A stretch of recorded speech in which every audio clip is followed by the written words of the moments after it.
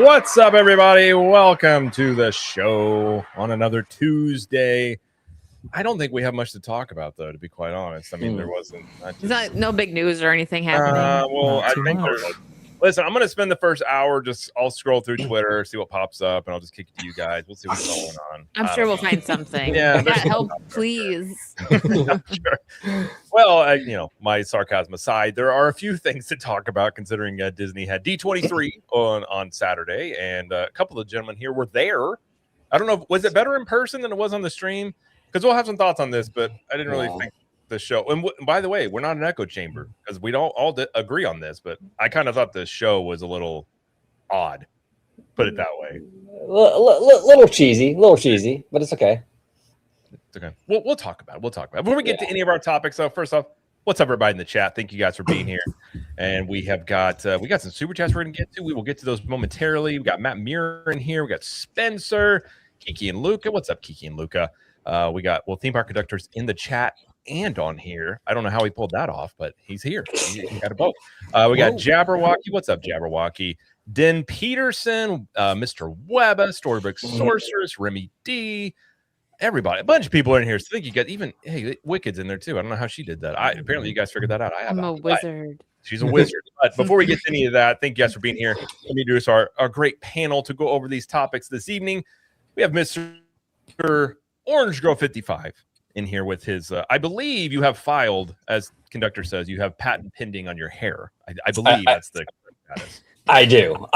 I absolutely do. But I appreciate Jared, amazing host as always. Wicked, it's good to have you back on the show. We got Conductor back. We got Vash Sky. Everybody, I want to thank everybody for joining us today. But yeah, you can find me right here on YouTube, Orange Grove 55, talking all this good stuff. D23. We actually dropped a few D23 videos on my channel this past few days, and really fun stuff on location. Had a great time. So check it out. You can also find me on X, Orange Grove 55, and you can find me on Instagram, Orange Grove 55. Absolutely. By the way, I figure you have a great icebreaker if you ever run into Josh tomorrow, because I know he's going to be like, "What hair product do you use?" And you guys will just hit it off. We'll hit it off, man. I'll get that special access real quick. He's like, Vidal Sassoon, and you're like, I can't tell you, and he's like, I gotta know, but gotta know. We gotta know. We're also joined by Wicked Virtue for the first time on Theme Park and here. Wicked, thank you for being here. Where can everybody find you and what you got going on here on YouTube or anywhere else you got going on? You can find me Wicked Virtue everywhere. I have my main channel, which is just Wicked Virtue, and then Wicked Virtue 2, which has video uploads. I do, new pop culture news. I have a couple podcasts every week. I do cosplays, theme park stuff, just kind of a little bit of everything. Swiss Army knife of content. Yeah, pretty much. Yeah. There we go. Yeah. We'll go some over there, and everybody, at least on my end, everything will be in the description. So you can go subscribe over there as well. We're also joined by Mr. Vash Sky, and Vash and I broke down this stuff in very, very detailed fashion on Sunday for a 3.5-hour live stream. If you guys are wanting to know all the tidbits of what was announced for Disneyland and Disney World, go check out that stream, because that is a great one there, and Vash is always prepared. But Vash, thank you for being here. What do you got going on the Vash Sky ParkCast over there? Man, we got so much going on. My goodness gracious. It's been a crazy whirlwind weekend filled with Jared, filled with Wizard. I know OG's been pumping out content on his channel, and so have I. My goodness gracious. There's been so much to cover, and hopefully you guys really do like the D23 content. We went over it with Vash and Vixen, actually going over the entertainment showcase and everything related to that. That was very, very interesting. Did a watch along with WW Pro, so it's been a lot of fun indeed. Expect some more D23 and some news over tomorrow. That'll be our Wednesday stream after that Park Place at 2 p.m. Eastern, and on Thursday 6:30 p.m. Eastern, talking about all the news. That's very, very interesting. Bob Iger getting a window on Main Street. It's crazy. Is it deserved? We'll talk about it tomorrow. We love to see it. We'd love to see it. But it should have been. It should have been Robert Iger, like cardigan seamster or seamstress, whatever. You know what I'm saying? It should have been a cardigan store. I got it. Well, that's a good point. I also have a little, listen, somebody dropped me something. I'm pretty sure this isn't photo or AI or anything of that nature. and I think this is more fitting for Mr. Robert Iger himself. But I think his window should say Chief Acquisitions Officer. I think that makes a little bit more sense. Maybe I don't know about Chief Architect, but that's what he has out there in Disneyland. I suppose that I know Vash is just. He is holding back a rant of all ages about that one. I know. So maybe we'll get that out of him later. Some might say a stampede. I could listen to you read the dictionary. His voice is so soothing, is it not? He is so smooth. Voice. He's very smooth. A few comments about that. He could start a channel for like calming channel for sleep or for studying, just reading poetry or just anything. Yeah. Study with Vash. Just the Vash Sky StudyCast. Gotcha. Yeah, there you go. We gotcha. We got it. I'm full of ideas. And we're also joined by Mr. Theme Park Conductor, the choo-choo conductor. I got nothing. I thought my brain would come up with something. I got nothing good. But a conductor has some good stuff here. Who is also D23.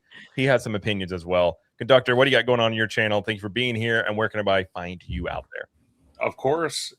So like you said, I'm Theme Park Conductor. You can find me on YouTube, Instagram, and Blue Sky at Theme Park Conductor, on X at Theme Conductor, TikTok at Theme Park Conductor 1, and every Sunday at 5 or 7 p.m.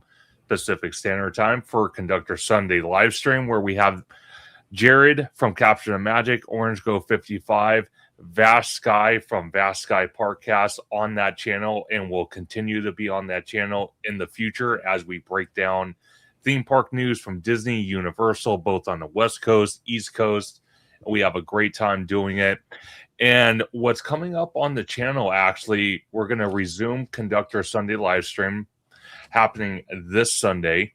Then in the next week or so, I am going to be preparing for the opening weekend of Halloween Horror Nights here on the West Coast. Yes, sir. There we go. Sir, I'm excited. I'm excited for Halloween Horror Nights this year. And I'm excited. Listen, I'm pretty basic. I love when the fall stuff comes out for like coffees and stuff. I know it's mid-August. Are you a pumpkin spice person? I am in doses. You can go too much on pumpkin. There have been a few times where I'm just like, I don't think pumpkin needs to be in there, but pumpkin cream cold brews, like that is my weakness in the fall. So I will be getting a few of those. So I'm an apple spice person, like in baked goods. Just give me all the apple stuff. That's what my wife is too. She loves the apple. She gets a chai. Well, they have the chai latte, but she always gets apple something in there. It's pretty good. So she's right there with you. But looking forward to that. Well, speaking of, before we get into talking about D23, this popped up today, and I thought it'd be prudent because we talked about this before.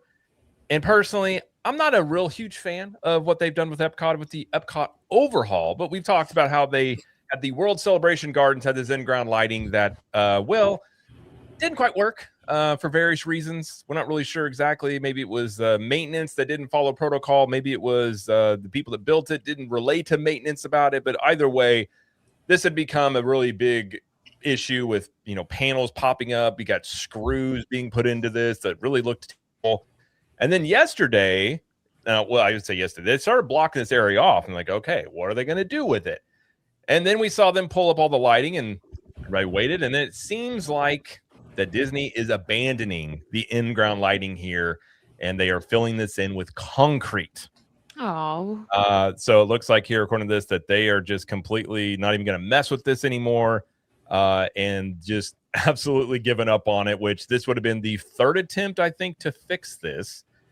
What do you guys think about? Is this a good decision? Because I can't say I'm shocked that they did this, but I'm really curious what you guys think about the decision here not to even try and rehabilitate this. I think that if there's no way, or they're not willing to spend the money to make the lights work, this is the best option, because I think it was such a bad show with those lights malfunctioning and them like patchworking that thing, like pounding nails into it and all. It was bad. So if they're not willing to, for whatever the reason is, not fix the lights, then yes, this is the best option. It looks better than lights that are all messed up. But ideally, yeah, I wish they would have kept the lights. I don't know why they can't do the lights. Epic Universe has a bunch of LED lighting, right? In their Epcot did it for decades with the fiber optic stuff they had until they tore it all out. And I don't think in-ground lighting is that difficult of a thing to figure out. But yeah, I agree. I'm a little I'm a little I guess in their eyes, this is no longer going to be a conversation piece around this. Is it possible though that this is a temporary fix to get it like smoothed out and just like not a trip hazard basically until they figure out the lighting? I mean, do we know that this is a permanent thing? I don't know. I don't think we do. I mean, I guess time will tell. But I mean, if you're pouring concrete in there, I feel like that's a pretty permanent. I mean, that's not the easiest thing to get out of there. Like once you pour that, you'd have to bring in jackhammers, and I feel like if this was going to be a temporary fix, that you might go with some other material to just put in there in those channels. You know, in the meantime, would be my guess. But what do you think about this? Anybody else? Vash, you guys? I think the lights like working properly obviously look better, like more appealing, and it like just kind of like not that the ball, like the dome really needs to be like accentuated anymore because it's already just like a statement piece on its own. But like obviously like, well, when it works, like that looks a little funky. It looks better, but I guess I can understand why they're filling it in, but it's just, I'm surprised they couldn't think of anything else. Like it's Disney, you work your magic, make it work. You would think. And what makes it worse is we lost the Fountain of Nations for this. Yep. That's a very good point. That's what makes all this even worse is that part. Don't like it. I don't like them abandoning this. I think there could have been solutions found. They obviously didn't pursue them. They obviously wanted to go ahead and throw their hands up and say, hey, let's never deal with this area again and concrete them over and you know, wipe our hands of it. But again, you know, this is a good reminder that our version, our concept of fixing might be different from Disney's or Disney technicians or Disney maintenance, etc. So it's really important to understand that when you're talking about fixes coming, I don't know, say to the Yeti or to Journey into Imagination or to Tomorrowland, these things might be just a little bit different than you imagine them. Now, we did get a little bit more clarity from Scott Gooston today on the Yeti, saying that the Yeti itself, let's see if I have it here. I might not, but he was saying that it will be reanimated, right? That there will be, you know, a moving audiomatronic in that space, which is very, very good because a lot of people after seeing something like this were saying, oh, is it going to be like projections and so forth? It doesn't look like that's the case, but still, I you know, it's important to follow stories like this because there are things that maybe Imagineering wants to do, right? There are maybe things that Disney wants to do. And then there's what they can maintain and what they can fulfill. And I think this particular segment came at a crossroads, which is sad because I think Theme Park Conductor, you brought up the fact that, you know, at Avengers Campus, they were at least eventually able to figure this out. And it's sad that the same process couldn't actually take place in Epcot.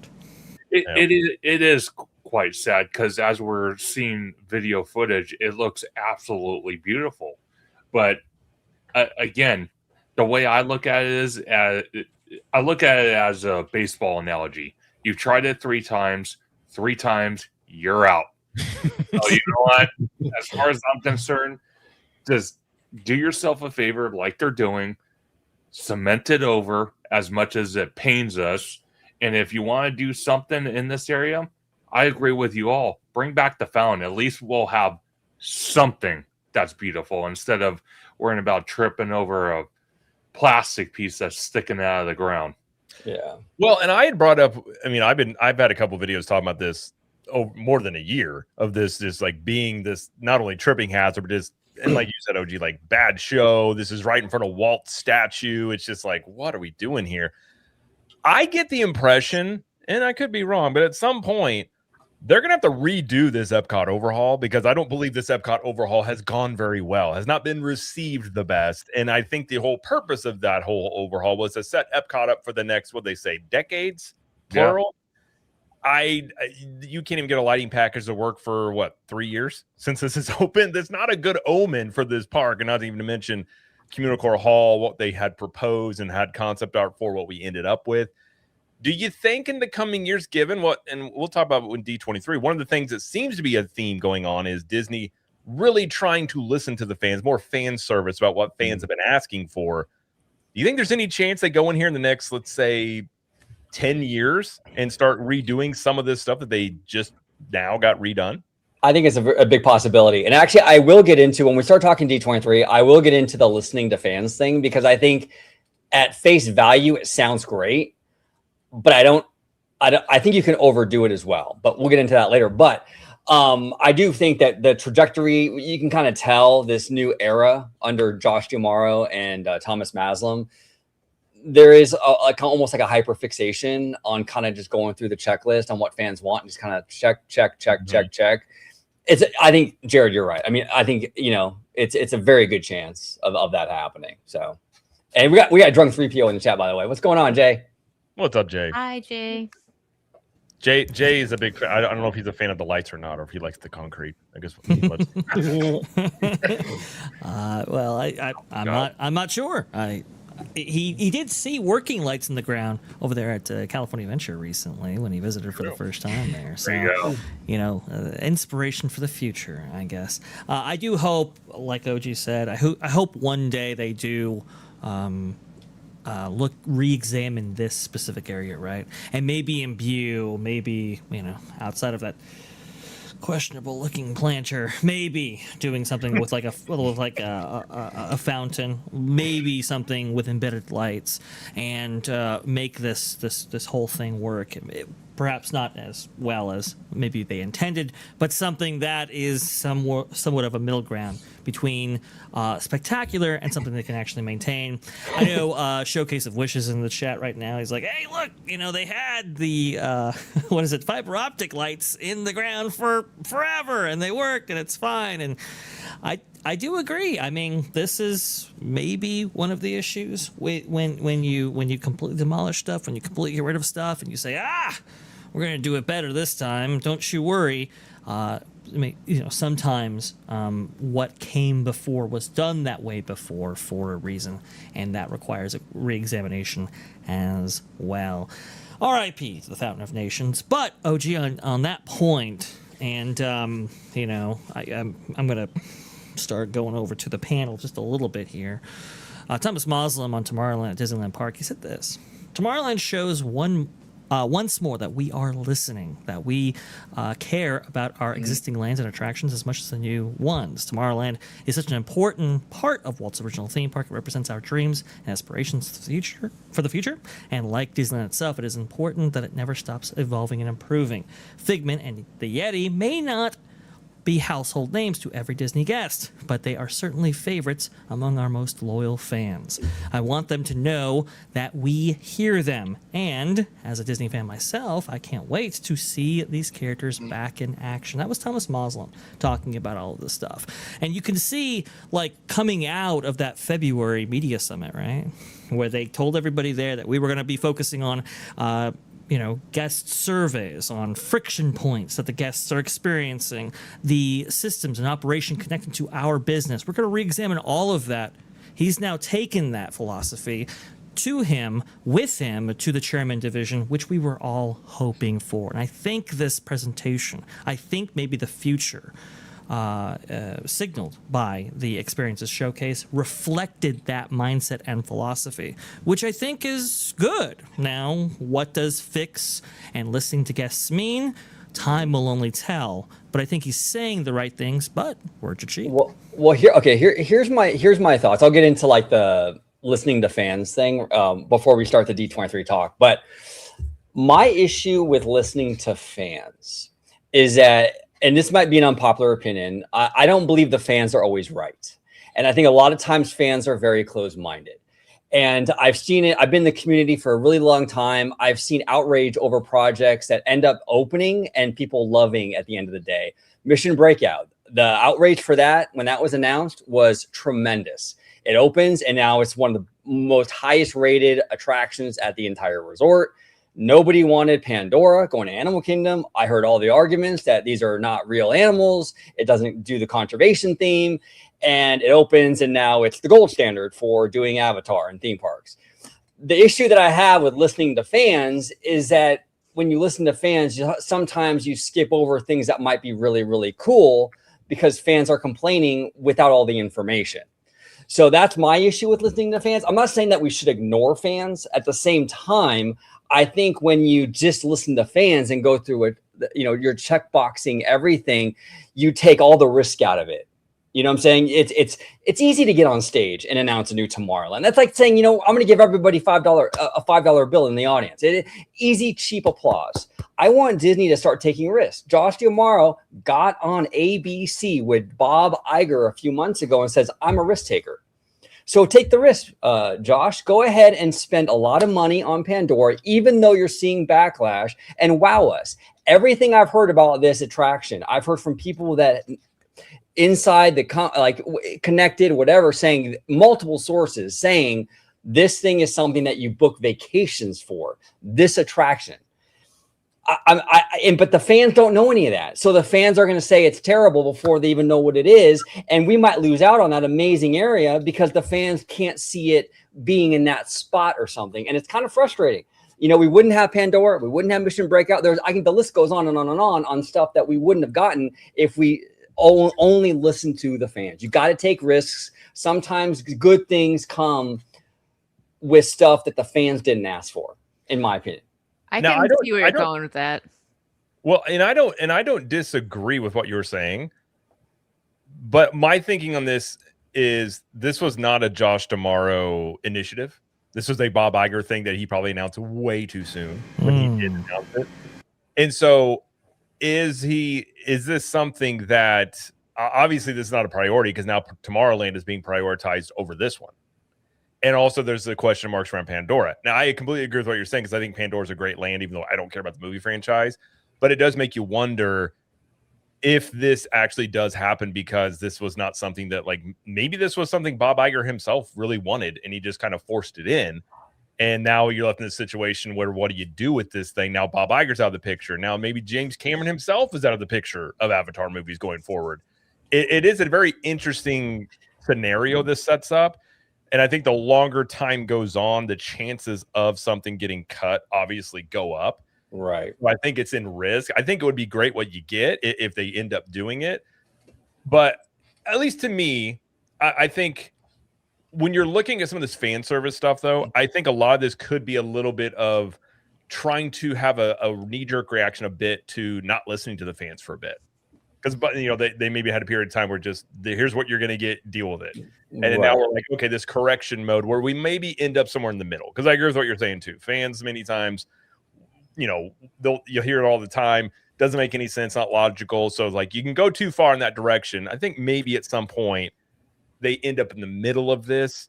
But I don't go to Disneyland, so I can't speak to what that park needs and what would be great for it. But I can understand maybe why this is kind of being in limbo right now. If I'm looking at everything going on around this per se. That's a fair point. And here's the other thing too. And this is my cynical brain kicking in, right? I did a couple great videos at the hotel with Mr. Webba. We talked about this, but Tomorrowland has been sitting there in bad shape for 30 years. I find it highly suspect that all of a sudden now we have to rush to get this thing reimagined. And we're going to rush into this, we're going to squeeze it in between Coco and Avatar. I find the sense of urgency extremely fishy, in my opinion. I think there's more to it. It is kind of odd that we have this deadline coming up with the electric cars for Autopia, I think in February. I think that the submarines are obviously aging. I think that there's something else going on with Tomorrowland. I think that there might be some major stuff that might I don't know what it is, but it just seems very fishy to me. There's this big rush to get it done right now. And maybe that's just me being cynical, but it's you guys didn't care about it for 30 years. And now all of a sudden we have to Avatar, we announced this in 2023. So I don't understand why we need to rush tomorrow. Is Disneyland struggling? It doesn't seem like it. Why do we need to rush Tomorrowland immediately? I don't understand that. It seems like there's some other motive behind this move, and it's not what they're saying. Go ahead, Vash. Well, think about what has happened in that time, OJ. Remember when Avatar was originally announced by Bob Iger for the Q2 fiscal year 2023 earnings call, his first one back at the company. You gotta understand that Marvel, Star Wars, a lot of the franchises that Disney had really been hinging their hopes on, and were certainly in better positions at the point at which Bob Iger left, were not in the greatest shape when he came back. And the biggest movie that they had, the biggest franchise that they had, was Avatar with the Way of Water releasing in 2022, December of that year, right? And it had just accumulated $2 billion. So he was acting actually within his fiduciary duty to say, hey, we're going to leverage our franchise, the one that we actually purchased with the $70 billion Fox purchase, might I add, and we are going to go ahead and spin it off as part of our flywheel by bringing that to Disneyland. And this is why, OG, why we both said, hey, look, listen, this is going to be a larger experience than fans are saying. Yeah. Remember at the time, it was like, it's going to be meet and greet, all of this kind of stuff. But times change with the years, right? Now we have the third film out. It received 35% less of its box office worldwide than Way of Water, right? And Bob Iger, he himself, who championed this project originally, is now retired. John Landau, unfortunately, no longer with us. We are hearing that James Cameron might actually walk away from this franchise. Joe Rohde, who championed the first one and obviously helped create the Pandora at Animal Kingdom, he's gone from the company as well. What I'm saying is that a lot of things have changed, and a lot of the power players, a lot of the people who would have otherwise approved this or at least championed it might not exist at the company because Josh D'Amaro's in charge, and well, that was Bob Iger's baby. It's not necessarily mine. There's a lot of open questions with this specific franchise, which is why that might be why they're pushing this out in order to answer perhaps those questions. Well, and I'm sorry, brother. Go ahead. I thought you were done. Well, no, I'm just saying, with this pushing out, OG, you make a great point. We're no longer working within 1 to 5 year time scales on this. Now it's more like 5 to 10 years. Right. And the media industry, everything changes in that amount of time. I mean, look at how much things have changed the last 3 years with Avatar. Look at how many things have changed in entertainment the last 10 years, right? Star Wars couldn't do any wrong 10 years ago. Marvel was the biggest thing since sliced bread. And obviously so much has changed from a company's perspective, entertainment perspective, and everything else. So that's why I think them putting it on the back burner tells me they just are cooling on this idea to bring this at all. My issue with that, though, is they're not doing that with Indiana Jones in Florida, and that franchise hasn't done anything in a long time in the box office. But aside from that, though, I get really uneasy when Disney starts to get reactive like that. Though the last movie didn't do so well, so now we're gonna cancel this or delay that. That sounds like Lucasfilm when like they have Patty Jenkins. Oh well, you did Wonder Woman, so we love you. Come over and do a Star Wars movie. Oh, Wonder Woman 2, never mind. We don't want you now. It's very reactive. And it's like Avatar as a film franchise maybe isn't really super hot culturally, but as a theme park franchise, it's still crushing it. It's one of the highest rated areas and attractions in Disney's portfolio. And so it reminds me a lot of like Indiana Jones, where maybe the franchise is kind of limping along, but the theme park entities are really, really strong. I don't know. I mean, look at this. This is gorgeous. DCA to have this would be absolutely insane. But you know as well as I do that the overlay, which is what Indiana Jones is for Dinosaur, is a lot less risk because the cost is so much less than what Avatar would otherwise demand. I mean, Avatar, Pandora at Animal Kingdom was well over $1 billion worth of investment by the Walt Disney Company. So you're talking about tremendous risk. And what did Josh D'Amaro say in the last earnings call? He said, every investment that we make is going to be rigorously scrutinized in order to maximize ROI.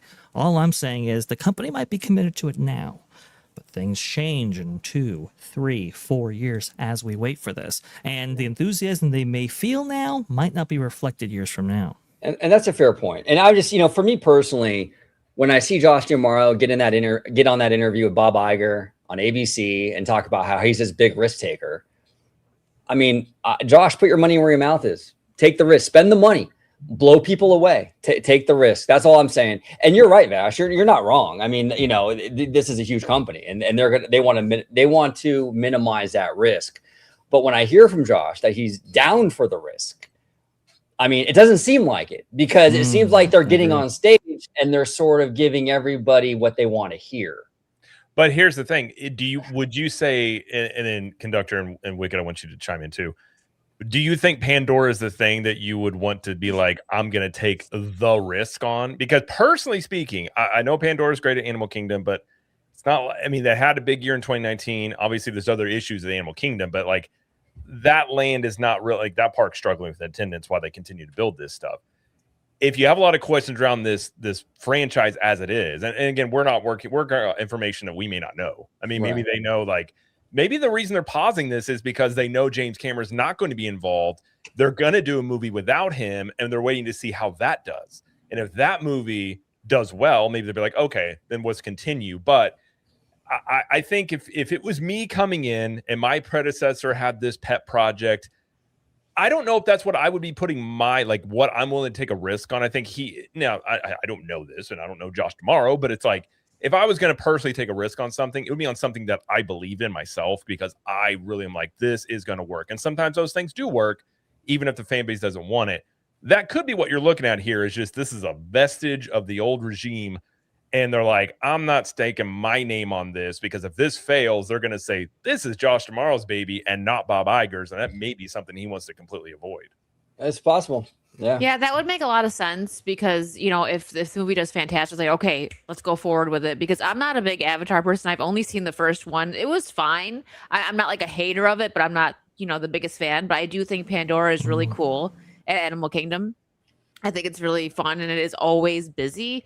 But that was built like during the, I guess, that when the hype was still going for like they the announced original. it in 2011. Yeah, that's crazy. So I mean, I think it does depend. If the movie doesn't do well, I don't think they're going to go forward with it, because they're going to look at it just as like they're dumping money on a project that will possibly not do well. I think it would still do well, because there are still people that have love for it. And you know, people that will enjoy the land even if they don't like the movie. But I feel like if it doesn't do well, they're just going to be like, well, maybe we should can it and go with something else. But I don't know. I have no idea, because they're all over the place. Like, they announced this so long ago. We thought we were already going to have it over there. I don't know what they're doing. Maybe he isn't a risk taker. Who knows? Maybe. Yeah, no, absolutely. Because a lot of people have suggested, you know, putting Zootopia in DCA. And on paper, that sounds fantastic, because people are right when they say that Zootopia feels like DCA. I mean, it feels like a Pixar movie, even though it's not, right? And DCA is full of Pixar. So yeah, it absolutely fits DCA. That's my problem with it, though. I want to change the game for this park. I want to really rattle the cage here. I want to make this park. I really want to take a risk and swing for the fences. I don't want to do, oh, okay, that's DCA, throw it over there. You know, I want to change things up a little bit here, you know, and I don't know. I feel like Disney, or, you know, they kind of get in this good is good enough thing with DCA all too often. And we finally have an opportunity here to blow people away in this park. And I mean, look, I mean, honestly, we didn't hear anything about Coco at this expo. We got 2 pieces of concept art, and we found out it takes place between Coco 1 and Coco 2. That was it. Requirement. And no height requirement. Yeah, that was. We also know that ride is a no-brainer. Like, that's going to do well. Like, it's going to be really hard to mess up Coco, especially like in Disneyland. I would say, like, that's one where it's like, it is what it is, sort of thing. Right. I love Coco. I'm still so mad that they don't have a Coco ride like at the Mexican Pavilion in Epcot. That should just be rebranded as Coco. Like, that would be. They wanted to, but that it cannot handle the crowds that would bring. That was the issue. Because if you did put Coco in there, I mean, you've been in there. Like, I love it. You got a 10-minute wait in that line. You're almost out into the middle of the pavilion. They would have to rework the whole thing, because I know they looked at it at one point, and I think they just came to the conclusion, like, we can't. And this ride in Disneyland, this may be some of the versions they were going to do over here. They just took over there, because I know at one point they really were looking at it pretty closely. Conductor, what do you think about this? So I find it interesting. I do agree with OG. The model is absolutely beautiful. Like, I mean, looking at it in person, it was breathtaking. They really learned from 2 years ago from the model they gave us, which was piss poor. I'm just going to be honest. So it looked really nice. The problem I have with this whole Avatar situation is we were banking on, me and OG have talked about it in many, many, many videos we've done together, even with Jared, with you, Vash. We were all banking on they were going to talk about Avatar at the Parks panel, and they did not. All they gave us was an updated, beautiful model in the Imagineering Pavilion, and that was it. And that's what scares me. But on the other hand, if you look at it, Tomorrowland, yeah, it is weird that they're announcing it now because we've all talked about it. And it's possible we all thought they were going to maybe announce in 2028, which would make more sense. But they decided not to go that route.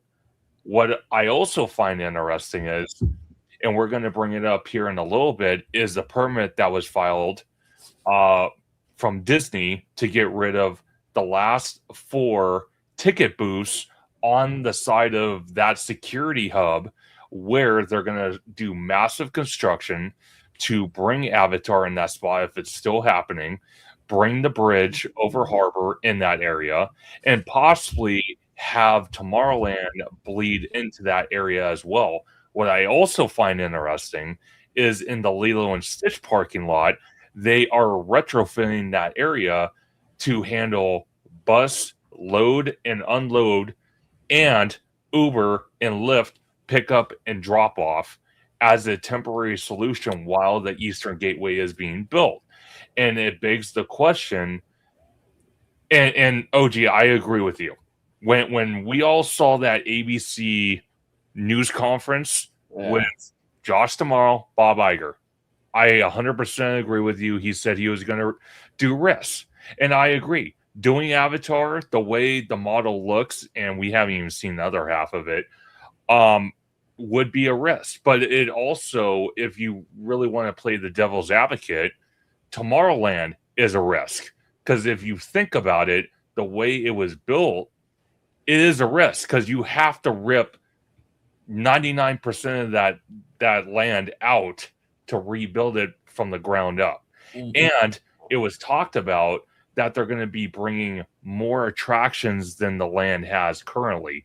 So it begs the question, with Autopia having to go electric in February of 2027, and the fact that this announcement from Thomas Maslin lines up with D23 here in August, could they just maybe subtly make an announcement on social media? I'm not saying it's going to happen, but let's say, to play devil's advocate, they do, and they say they're getting rid of Autopia and the Lagoon. That way they don't have to sit there and retrofit the Autopia. Yeah. It would be cheaper just to rip the whole thing out, since they're already ripping into Tomorrowland. Well, and I'm glad you brought that up, Conductor, because I touched upon that a little bit ago. I think that might be the real motivation behind a lot of this stuff, because the timing is really weird that they're shoehorning it in. And we didn't remember, D23 was this past weekend. We didn't see any news on Autopia electric vehicles, did we? No. Nope. No. None of it. I think realistically, those things are they're going to get rid of those. Oh yeah, to save costs. Of course they are. I would love to know how much it's going to cost to get electric little go-karts in there. And they probably were like, this was after, by the way, a Disney spokesperson actually said that they were actively testing a prototype Autopia vehicle. So that's kind of the most ironic thing about this, is that they really did suggest that this was, oh no, Autopia's not going away. We're fine. It's all good. And now, who knows? Well, Vash, I want to ask you on that, since you brought that up. Did that spokesperson clarify, and maybe I missed it, did they clarify it was for the Disneyland Autopia, or was it for the Speedway in Magic Kingdom? It was a Disneyland spokesperson, so I can assume that it was for Disneyland, and it was for the story that I think OC Register and a couple of other people had that were going into it. So I'm pretty sure, it was about that. And here's the thing, Florida doesn't have the same issues, let's say, that Disneyland's Autopia is dealing with. So it kind of makes sense that Florida just stays the same and California is forced to change. Well, and we have a huge space issue out here too. I mean, we're trying to wring the towel to get any kind of drop out of this land, right? And we had to go through all the hoops, all the hurdles to get Disneyland Forward approved. Meanwhile, Autopia sitting here on 97 acres. Like, what are we doing? You know, that's what I mean, OG. Like, why would you put money into something that takes up so much land instead of just getting rid of it, using the idea of electrifying it and moving it to the Motor Speedway in Magic Kingdom, because didn't we all hear for the last year and a half, there are times that when those cars are going off in the Magic Kingdom, first of all, they're loud at times, not all the time. They're loud and they leak fumes. Yeah. So why not retrofit it to electric and kind of make it that Tron-esque feel to those? Yeah. Yeah, I don't know. I'm gonna respond to Showcase real quick because I love Showcase. Showcase is the homie. We love Showcase. But he said that Avatar destination could be added to Pandora in Florida. I'm gonna say this, Showcase, be fair to California. Okay, we gotta be fair to California. Oh, and I want to say this too. I want to be completely honest. I want to give a shout out to the Floridians though, the Florida fans. I'm being serious here. I love the passion on the Florida side. Anytime like Anaheim or some other resort gets a lot of great stuff, the Florida fans are like, yeah, but what about us, right? Like they really fight to get stuff in their resorts. You know what I'm saying? Like the fireman, it's like, you know, it's there. The West Coast needs to step it up. We got to step it up, West Coast. We do not have that same energy. We got to bring it, you know, especially with a guy like Tomorrow who looks like he's focus grouping everything. So he's really listening. We have to step it up, California. Come on now. Yeah. We're a rowdy bunch over here in Florida. That's true. I love it. I love You it. got to see our Tomorrowland Speedway. It's just a bunch of mullets and people running around. It's crazy. Now here's a question for the Disneyland people. Okay. I wonder if this is an and/or situation. Would you rather have a Tomorrowland that this has been a problem for 20 years? Yeah. Okay.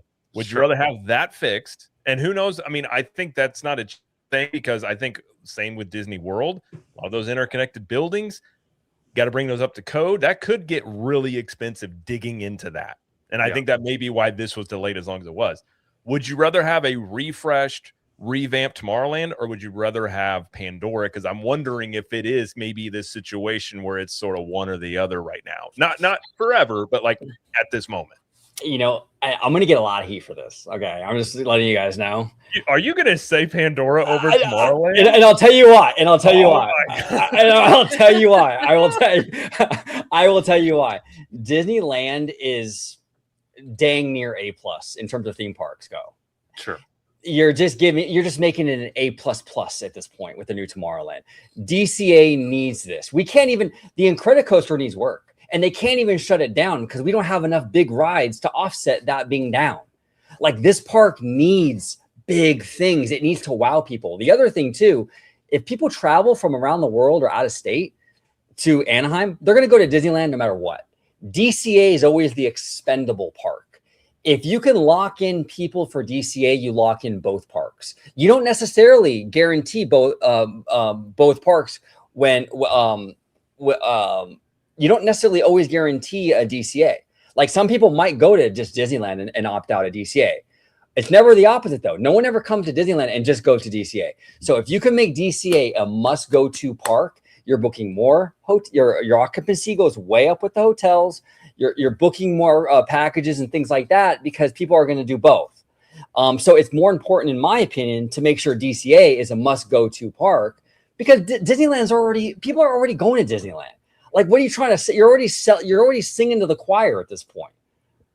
You'll remember that Ben Fritz actually wrote in his Wall Street Journal article going over the tumultuous time in Imagineering during the Chapek years. That originally Disneyland managers, when approaching the idea of actually reconceptualizing and reimagining Tomorrowland, actually declined it because what OG said right there. They felt that any substantial change or modification to Tomorrowland wouldn't meaningfully move the needle when it came to attendance. So that's why historically Tomorrowland has just been, well, the land that'll be built tomorrow, because the priority was on other aspects of the resort that, well, with meaningful or substantial modification and addition and expansion would actually move the needle. Actually, Jill Estorino said this to Scott Gustin, as found in a Substack right here. DCA has had a lot of attention and a lot of the focus, and rightfully so. We needed to, said Jill Estorino, the president of Disneyland Resort currently.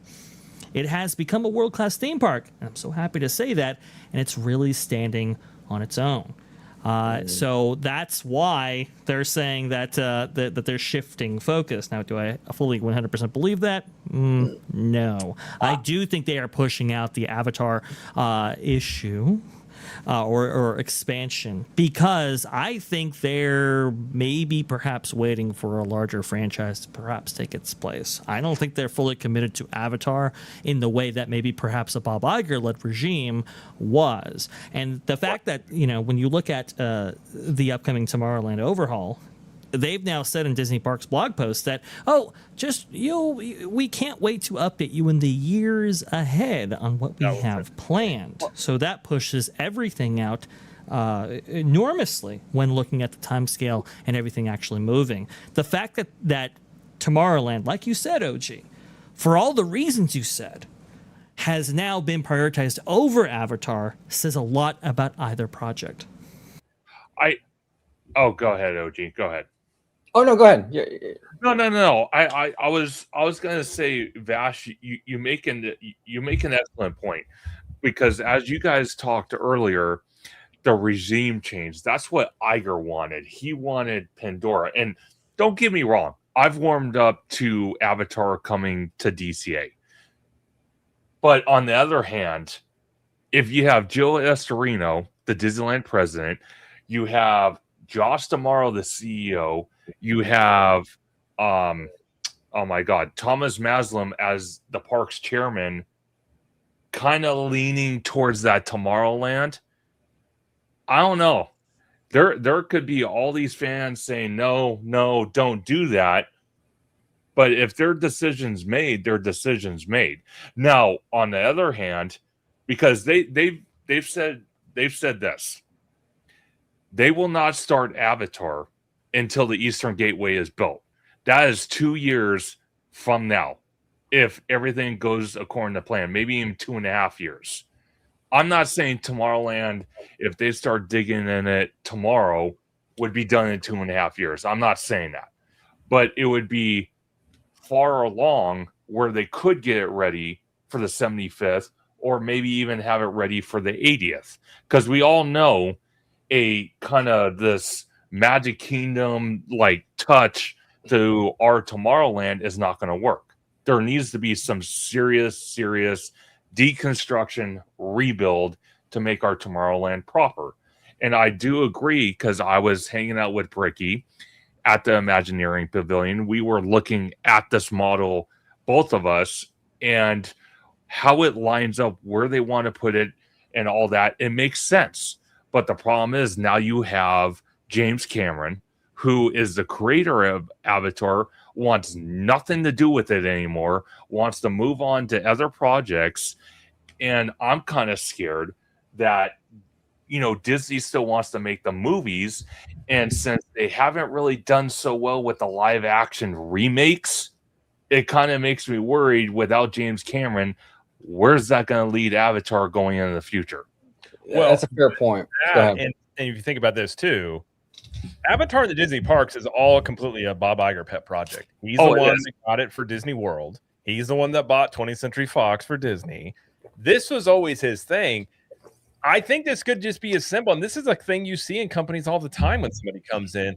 A pet project for one, administration is not the same for the next one. Josh, now maybe there's something in mind they have here, or maybe like Vash, maybe they're waiting.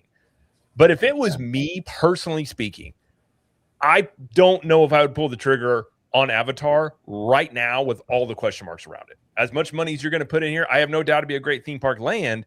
But as IP heavy as these things are, I can understand a little bit of the, like, even if it's a let's wait and see how these movies do without James Cameron. And if those continue to drop off, you're sitting there going, you're already talking about a franchise that weirdly enough doesn't have a huge cultural impact.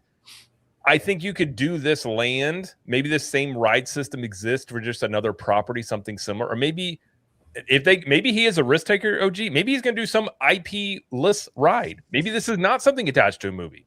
Now that would be a risk, I think, more than doing a Pandora ride. That might, if it's a really good ride, that might be a good idea, because you could always like rebrand it to be something that's doing really well, right? Like make something that's gonna age well. Sometimes, if you're going to hop on a franchise that's popular, but it starts to fizzle out, that isn't the best idea, right? That's where like I agree with what OG said. Like, you should listen to fans, yes, but don't completely change where you're going because fans are saying certain things before they have the full picture. Because you could have something like they can't tell everything, right? Like an example, when they were building Epic Universe, we've seen little tidbits, but they kept a lot of that under wraps. And then it came out and people were just blown away by the different spots. So I think listen, yes, because you don't want to completely ignore the people that are going to be giving you money when this opens up.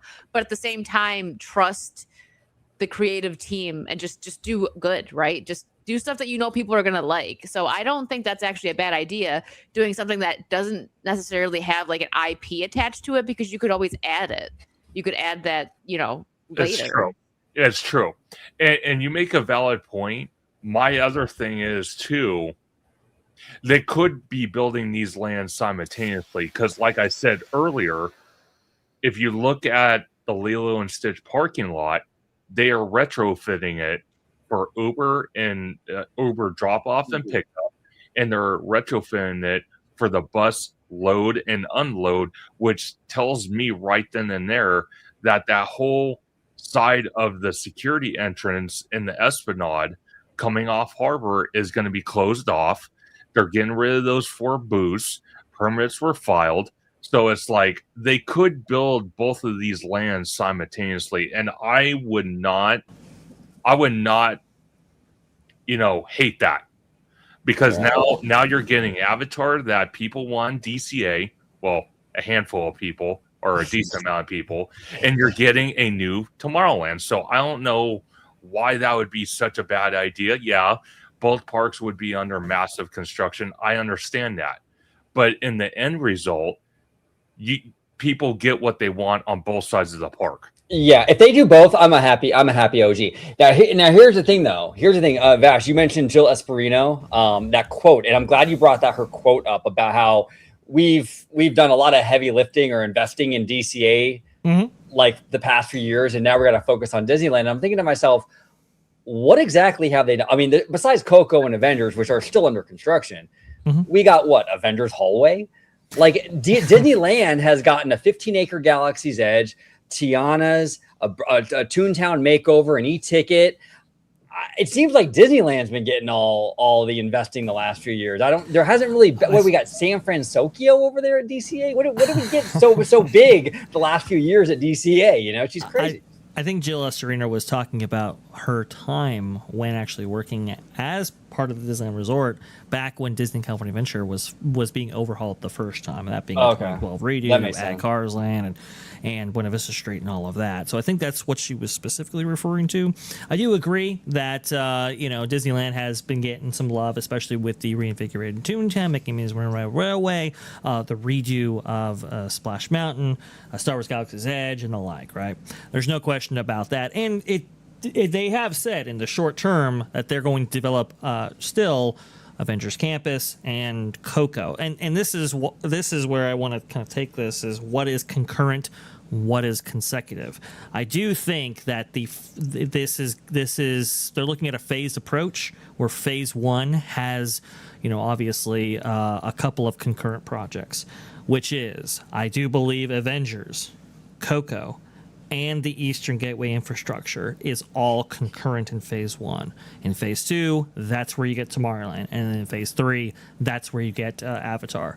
I do think there will be overlap between those phases. I'm just saying the bulk of the let's say construction capex is going to be in that order. And that's kind of what they've expressed, both Jill Estorino and Emma O'Brien. Emma O'Brien, obviously, in charge of the Tomorrowland project. So she reiterated the same thing that Jill did, and I think that's kind of where they're going forward. I do agree with you, OG. It is one of these things where it's like, why Tomorrowland now? Right. And I kind of wonder about the scope of the work and how broad this will get. Let's say like how ambitious they're going to get with this, right? Like, are we talking about the complete removal of basically everything there, or are we talking about maybe the north side having those attractions removed? It sounds to me that it looks like the 67 buildings, that being the entranceway containing Buzz Lightyear, Star Tours, and Space Mountain, are going to stay. Everything else, though, I think that's up for debate as to whether or not it stays or not. They did say that they want a more a Walt's Tomorrowland in keeping with what he actually built right there. It sounds to me, I think Scott Goosen included it in his Substack that it was going to be 1955. I don't think so. I think it's going to be more 1967, and that whole take on this land. But I do kind of wonder about the scope and how, if Tomorrowland got prioritized over Avatar, is it lacking in scope compared to Avatar, which is why Avatar got pushed back? Like that, those kind of things kind of interest me.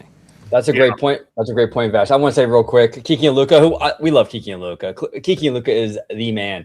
He said, "Did everyone see OG give Spanish lessons to the blue-haired Imagineer on the show the other day?" I haven't laughed that like that in a long time. Yeah, there is anyone in the chat who knows the blue-hair Imagineer's lady's name, please do. Because I mean no disrespect, but like the way she was pronouncing Encanto was driving me nuts. She was calling it Encanto, and I was like, her name is. I watched Encanto. Yeah. Don't forget the land of the dead. I don't know what my was gosh, going that on makes me there. think of Ali Rubenstein. Just the go ahead. meme where it's like when like white girls go to like a Mexican restaurant and say gracias. Like, Yeah. exactly.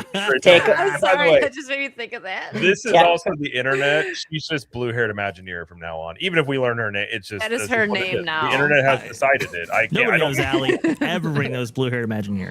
Yeah, Yes. Yeah. I don't think the rules. Well, and Absolutely.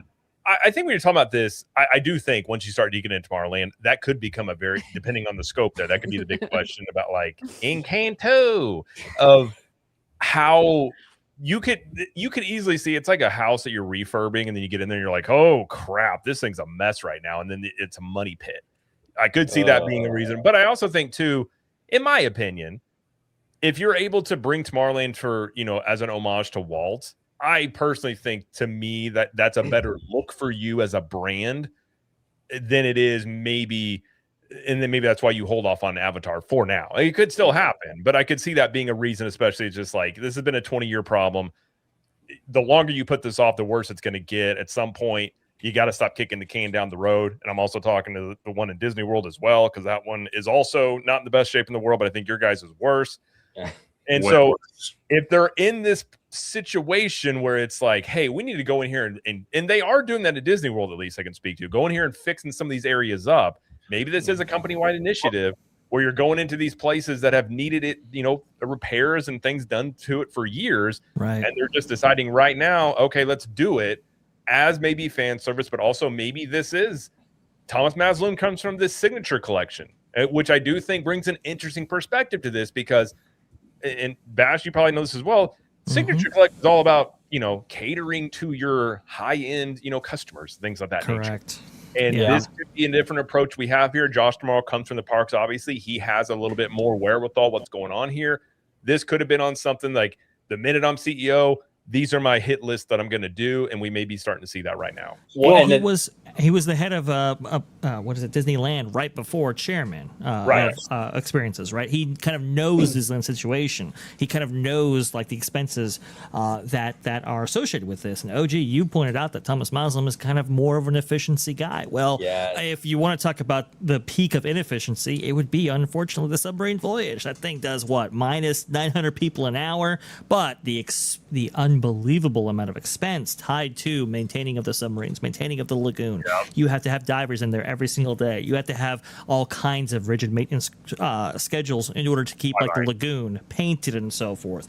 And with like glass beaded paint, which is very expensive. It's all of these things where Thomas Maslin and Jill Estorino might be saying, you know what? Let's go ahead and solve this Disneyland Tomorrowland problem, not just because of the fans, but because we want to go ahead and get some of these expenditures off the books in a very similar manner, right? That Jeff Val felt about Rivers of America back in Magic Kingdom. Yeah, and you know what? It's interesting, Vash, because this Tomorrowland project is going to be very interesting as to, because I do believe we're going to have some casualties here with some of these attractions. I'm very curious the fan reaction to some of this stuff. I wouldn't be surprised if we do lose Autopia or the subs, right? I wouldn't be surprised if we lose Buzz Lightyear. They didn't really update ours like they did the one in Florida. They right? just painted it. Yeah, they painted it. It's like that'll do it. Actually now is actually a lot of fun. I hated that ride for the longest time. It's actually kind of cool now. I'm not gonna lie. Now, real quick, because I think we should get into some Florida stuff before. I know. Wicked. While we have Wicked, I do think it's good to get into some Florida stuff. Be fair to the East Coast, OG. We have to be fair to Florida. But Remy D here says the Encanto rides have names that are unnecessarily long. You know, Jared, are the mullet Florida guys going to have a problem with these Encanto names? They're just gonna call it like, I want to go on that skull ride. What's that thing over there? Yeah, that'll be how that one kind of goes. Listen, the Florida man, and rednecks from the Midwest are very, very similar. Little differences, but they would get along really well at like a camp out or something. You know, they get into trouble together. But I love it. Yeah. Well, let's move on. Well, I will also, because I do want to get Wicked's perspective on this, and then I'm guessing my kids are going to go to bed here any moment. So let's move over and talk about. Well, Wicked, what do you want to hit from D23? It's your call. I was thinking Spaceship Earth, but we've got stuff going on all the parks. Villains Land. Villains Land. You want to hit Villains Land? Yeah, let's do villains. Yeah. Okay. Yeah. Cool. Oh, Disney, of course. I think of all the things that they're doing, Villains Land's the least controversial.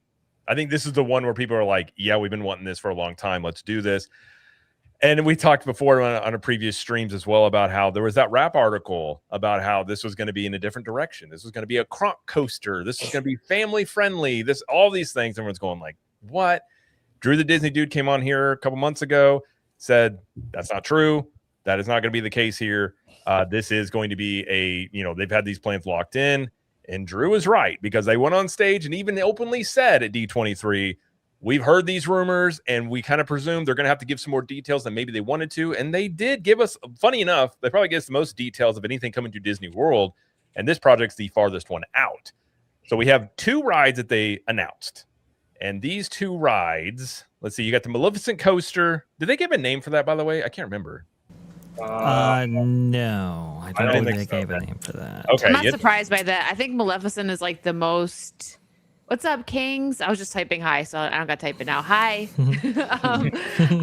She's the most popular. Do you guys have the villain show in Disneyland as well? No, we don't. Oh, I'm sorry. Well, so Jared, you've been there, right? You've seen it, the Disney show? I have seen that one, yes. It's every time I've only been once, and I've seen like clips, but it seems like I think they have the same villains every time. I was told before that they might switch them up, but I know that at the very least, Maleficent's always there, and she always wins. Yeah. It's like a little contest at the end Yes. about who cheers and stuff. Yeah. Yeah. And I think that she's really popular, and I'm excited for this, but who knows how long they're going to take to actually get it done. Right. That's a whole other ES. I think I've said for a long time, you're looking at well past 2030, in my opinion, when this finally is done. They also announced a dark ride that is not a boat ride. They have gone out of their way that say this is a dark ride that I think this could maybe simulate being in water, but it's going to go through the catacombs of Villains Land. I think, honestly, this looks great. They did it simple. They said the name of this land is going to be Villains Land, which I don't think you have to overcomplicate it, because this is what everyone's going to call it anyways. Yeah. This is Villains Land. The architecture of this looks very close, at least from what we're seeing on some of the originally showed with concept art, which you're like, okay, which I had doubts about if they were going to really pull all that off. When it comes to Villains Land, at this point, I don't have a lot of critiques. Granted, we don't have a lot of information yet. Maybe 2 rides only. If they only do 2 rides in this land, I think that could be a critique a bit. But other than that, I think the direction that this is going does look pretty promising, because Vash and I talked about this. They cannot miss on this one. Any projects they are doing, they have to nail this one, and they have to go big with it. Yeah, I gotta say, man. I mean, that D23 Parks panel was Disney World, the Disney World show, and I mean that in a good way, because one of my favorite things was the Villains Land stuff that they showed us. I thought it was the perfect tone that we've been really worried about for a long time, ever since that rap article, like you mentioned, Jared. But even the Indiana Jones stuff was like incredible. I mean, that was so spot on. I look, besides leaving Avatar out of the presentation, and Coco didn't get much information, what they did announce for all this stuff, and especially the Florida stuff, was really, really, really good. So I'm encouraged. I mean, I think Villains Land looks amazing. I thought it was really funny though when they were doing the presentation and they were like, "We have a name for Villains Land," and he goes, "It's Villains Land." Yeah, exactly. The crowd goes nuts. I wonder if they were listening to Jane Nicholson when it came to that, because she was like, "Why do you do this? Why do you come up with all these convoluted names?" And indeed, some people, some eagle-eyed viewers of this like storybook presentation of this Villains Land will have pointed out that the Dark Forest is capitalized, and everybody's kind of wondering whether or not that was going to be either the name or part of the name, Villains Land, the Dark Forest, something like that. But no, they went with Villains Land. I think that's appropriate, right? Villains, it's already in the name. People are going to call it Villains Land colloquially. And they're also going to be searching for those terminologies and so forth. It's already SEO optimized. It just makes sense. Don't mess with a good thing, which is what they actually said as part of this presentation. I will say, from what we are gathering here, going off of this initial piece of concept artwork, which they showed off first to everybody in 2024 at the Experiences panel, then I think is like fantastic. Like keep consistent with this, keep consistent with the tone, and it does seem like they answered the call when it came to that famous True Taylor rap article, right? That suggested that they were going in a different direction. They have been quick to point out, no, we are going to keep it scary, which is significant because Disney has kind of shied away from scary in recent years. In fact, changing over rides completely. Like, for example, the changes to Snow White's Scary Adventures to now Snow White's Enchanted Wish and so forth. Here they are saying, no, we are going more adult. We're going a little bit more scary versus, I think this is why Piston Peak was a little bit more kid friendly. This is, they're supposed to balance and complement and be complementary to each other. And I think that was the right call. Now, with the coaster, it looks absolutely fantastic. You're going to be going around Maleficent, and they said that she will be there. We are assuming a fire-breathing dragon, which is very cool, and consistent, by the way, with the old concepts of Beastly Kingdom, where that was going to feature a coaster around a fire-breathing dragon, which is fun. Don't know the roller coaster manufacturer, but it's probably a Vekoma, and it's probably a more traditional coaster. So, should be a lot of fun. And I think it would be smart if they do like Maleficent, like an animatronic before she like is gonna change. Then like the next scene you go through and it's the dragon. I think people would be very hyped if they did something like that. That's what I want to see. I'm hopeful for like more of like a Hagrid's style coaster, right? Something that it can the whole family can get behind. Can feature show scenes, can feature heavy theming and so forth, right? Wicked, you'll know that there's those show scenes where it circles around Hagrid himself and that little scorpion creature, right? Yes.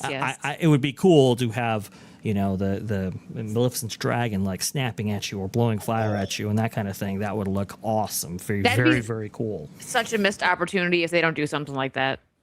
I agree. I agree. It would be cool. I want to see when it comes to the dragon. I want to see like massive scale, like the walkers in Rise of the Resistance when your car goes underneath and the huge legs. Yes. I want that kind of scale, like with Maleficent. Like you're like under the belly of this dragon. I mean, that would be so sick. Absolutely sick. It would be fantastic, and I think it would be extremely cool. It looks like the concept model, I do believe is what they're calling it right there. Looks very consistent with the concept art that we've seen. So if they, go with that rock work, like kind of Tehran from Phantasialand in Germany, or maybe perhaps Velocicoaster, that kind of rock work that's intermixed with that coaster, I think will look very, very cool. Heavy theming, awesome stuff. Do wonder if this is going to play out in the rain. I guess we'll see. But the other thing with that is, these, you can see the Twisted Trees concepts, obviously taking that from the Enchanted Forest that Snow White actually goes through in the 1937 classic. That's very cool. Again, something that maybe the 1955 Imagineers already did, but They're doing it for in a land. That's cool. The storyline of this, right, where somebody actually goes to the wishing well and wishes like a poisoned wish that corrupts the grove and everything around it. OG, we've been talking about a twisted fantasy land, and it looks like that might be the jumping off point for this. I love it. Now, our friend Gator MCO guy, he's saying he's not happy with the villain's ride system because it was going to be a boat. Now it's going to be, I guess, similar to that of like the Avengers Infinity Defense or right. Peter Pan Tokyo. What do you think about that? Are you? I mean, are you worried about it? Do you think that lowers the ambition level? I don't necessarily think it does. Gator, I wouldn't worry too much. I think it all depends on execution. But what do you guys think? I agree with that. I think it depends on the execution. If it flows well and it's set up properly, I don't think people are gonna have a problem with it. But if it is kind of slow or they make it go too fast, kind of like I love the Peter Pan ride at Magic Kingdom, but they make it go so fast. You wait so long in that line, and then it's just like you zip right through that ride, you know. So if it's something like that, people are probably gonna they might still enjoy it because like the Peter Pan ride's still very much enjoyable. But I hope they don't go that route, you know. As long as it's paced well and it's set up right, I think we won't have a problem. I agree, Wicked. I agree. I mean, I've we've seen multiple examples of like the same ride system done completely differently, right? Dinosaur, Indiana Jones, Small World Pirates. I think you can do a really cool thing on the way you dress the set pieces, the lighting, the music. But what do you think, Conductor? I mean, if it's the same ride system as Avengers, are you going to be disappointed or just kind of like wait and see? I'm going to be wait and see because, like you mentioned, it's how they execute it. Even though it'd be the same ride system, the execution is what makes the attraction great. You know, there's different variations of the same ride system they can choose from to make this unique, make this such an awesome attraction. Because I knew, we all knew that Villains Land was going to get 2 attractions. We knew that. We just didn't know they were going to take a left-hand turn, and instead of doing a boat ride, they're doing this kind of, like you guys call it, Avengers Infinity Defense and Peter Pan attraction style ride system. Yep. Yeah, specifically the Peter Pan's Neverland Adventure type ride system from Tokyo Disney Sea's Fantasy Springs area, which, you know, I heard big things when that was actually being built and so forth. But a lot of people who have actually come off of that are kind of like mixed in terms of how well executed that was. And it does seem that Disney has heard a little bit of those complaints. The Infinity Defense attraction over at Adventures Campus does feature some large scale props like Thor's hammer, for example, like a big Black Panther sculpture and so forth. And I think Jim Shull even said that that this Magic Mirror Dark Ride attraction, it would be very, very cool to actually know what manufacturer for the ride system for this was going to be.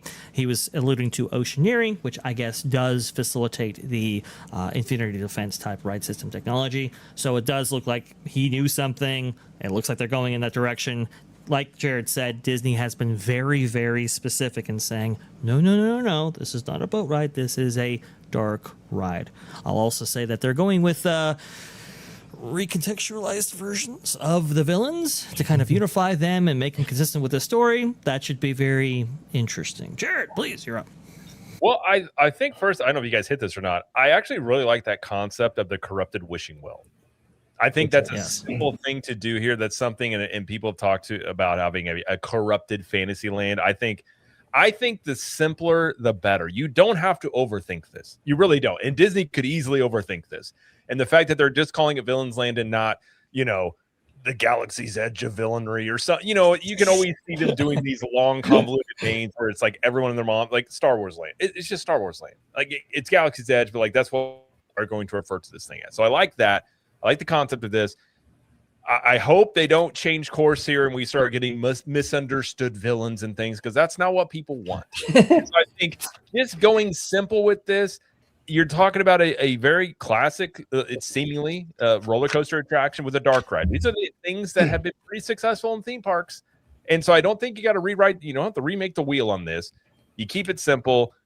I think if there's 2 rides in here, I'm sure there's expansion pads. I think that would be the thing people would have criticisms of, because we were hearing rumors maybe 3, maybe 4 attractions were going to be in this land. Now, I suppose there could be more, but we are getting, there's not a Cruella de Vil ride. There is a layer, is what they said.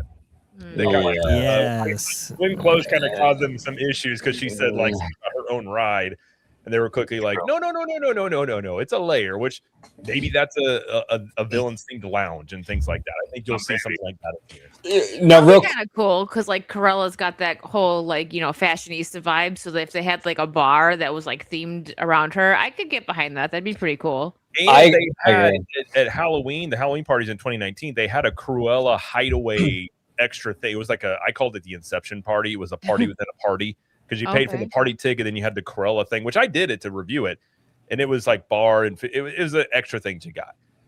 I think that may be what they do there, and I agree Cruella would be somebody you feature here and things like that. But sorry, OG, what were you saying? Oh, I was going to say that Villains Land, if they're open to it, and it seems like they are now, Disney in these castle parks of selling alcohol. I mean, the themed cocktail possibilities are really endless. Actually, I didn't mention this in our Tomorrowland thing, but I bet you we get some sort of Space 220 or something similar like that in Tomorrowland, because they're going to want to do that as well over there. But Webcast Citizen, our buddy Mr. Webba, says, do you think it was a mistake comparing this land to Galaxy's Edge in terms of size? 100%. Don't even mention it. You just act like it's like Voldemort. You don't speak the name because it brings nothing but terror and horrible things to people, at least in ours. By the way, another rant I have, you can't get on stage and just say we're getting the Galaxy's Edge redo that Disneyland got. For like, how long do we have to suffer with this? With no music in our land? I'm telling you. That's depressing. Be fair to Florida. Be fair to Florida. Come on, we want John Williams. We want... we want Luke and Leia and Han and R2-D2. At least. Even put the thing in there. It's coming in a few years. At least you know it's coming. When they didn't announce that, I was like, how does this make any sense? But I will simply say, I don't think it's the best selling point, in my opinion, to get on stage and sell your new big anticipated land, and then the words Galaxy's Edge come out of your mouth. I don't think that's a good idea. Now, I think he was referring to the size of the land, which, because they are going to be pretty similar sized. Right. I wouldn't be mentioning Galaxy's Edge if it was me. That's just... Yeah. Now, Jared, you did mention you like the fact that it's just Villains Land, right? Like very simple and clean. Mm-hmm. Don't you miss the days, though, when our attractions and lands had colons in them? Like, what do you guys want to go ride next? Oh, I want to go ride the Magical Adventures. You just go in this sentence long thing and just like... I want the Star Wars Millennium Falcon Smuggler's Run ride, please. Yeah, exactly. Well, I love it. Now to get the Grogu overlays, you got to put that in there as well. Oh, yes. Why they do that? I think they're definitely trying to make Smuggler's Run a thing, and it's just not. When that came out, the day that announced that released on Disney World, the wait for that was still 20 minutes. Yeah, like it did move the needle. That's crazy. Real quick before we move on to like the other stuff, I just want to say too, I kind of, thanks to Mr. Webba, we were at the parks all weekend. I hit everything because I haven't been to Disneyland Resort since May. I'm a Universal guy now. I don't know if you guys know, but I'm uni now. I don't do Disney that often anymore. But you're a Universal bro. That's what. Yeah, I'm a Universal bro. But but I finally went on the Smuggler's Run with little Grogu. I finally got to see the pirate animatronic. I finally got to do Soarin' Across America. So it was cool. We hit everything. I was a Rise guy for like maybe 3 or 4 hours that day. So there you go. Cool. Yeah. Rise is cool. I like Rise. But yeah, so I mean, Universal Bros Unite, as Real Venture says. I think that's you know what? I think that's the new term. Just pounding protein shakes, energy drinks, white monsters in there. That's the Universal Bro side of things. But no, Villains Land. I think hopefully they keep this up with this. What they look like, the direction they're going in. I like it. I do like it with that. But I want to talk about Spaceship Earth real quick. Oh, okay. I love Spaceship Earth. Now, Wicked, are you a Spaceship Earth fan? I haven't been on it. You haven't been on Spaceship Earth? No. Well, yes. Well, it's not the best state currently, but it is a very classic. I love that ride. It's kind of it brings me back to when Epcot was about like learning when you were Oh, there. wait a minute. Spaceship. I'm sorry. I have been on Spaceship Earth. That's the one that they're redoing now, right? I was thinking of something else. Sorry. It's thinking of late Mission over here. Space? Yeah. I've been on Spaceship Earth. I don't know how I feel about them redoing that. Because I like it. agree. It's the nice like chill ride, right? You relax and you just go go through You the just times, go right? through and learn about history and us communicating and things. It's nice. Like it's a good, but it does need some help. It needs some TLC. And they Yeah. announced randomly during D23 It that needs a lot of help. this was getting a redo or something. Well, we don't really know because they didn't really give us any details. They just said it's coming soon and then cut to a musical number. And I was like, hold on a second. Now, Rewind that, please. yeah, yeah. Now, in 2019, they were going to redo this. They had some concept art and things like that they were going to do. That obviously got scrapped. So we don't know if that's going to be what they're going back to. They did say this is going to be much more focused on connection. And one thing I will say is sometimes with Disney, I was telling Vash this earlier.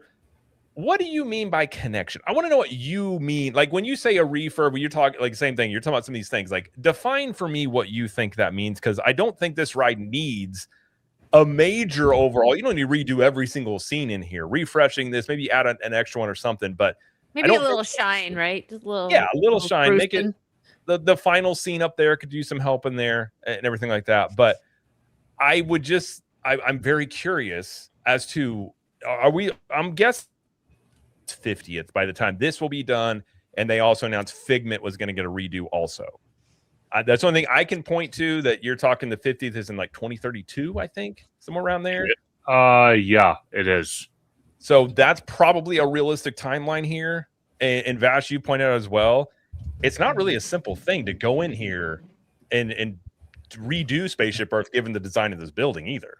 No, not very easy at all. I mean, apparently there's like one maintenance elevator at like one of the base of the pylons right there, and that's the only way you can actually get things throughout this structure. Also, to the ride system, very complex and very difficult to actually work on itself right there. So I don't imagine any structural changes or anything like that. But you know, some of the old propping that they've had from previous versions of Spaceship Earth, like in the finale and etc., those are still there, and they're just covered because it was easier to leave them there than actually work on them, remove them, replace them, etc.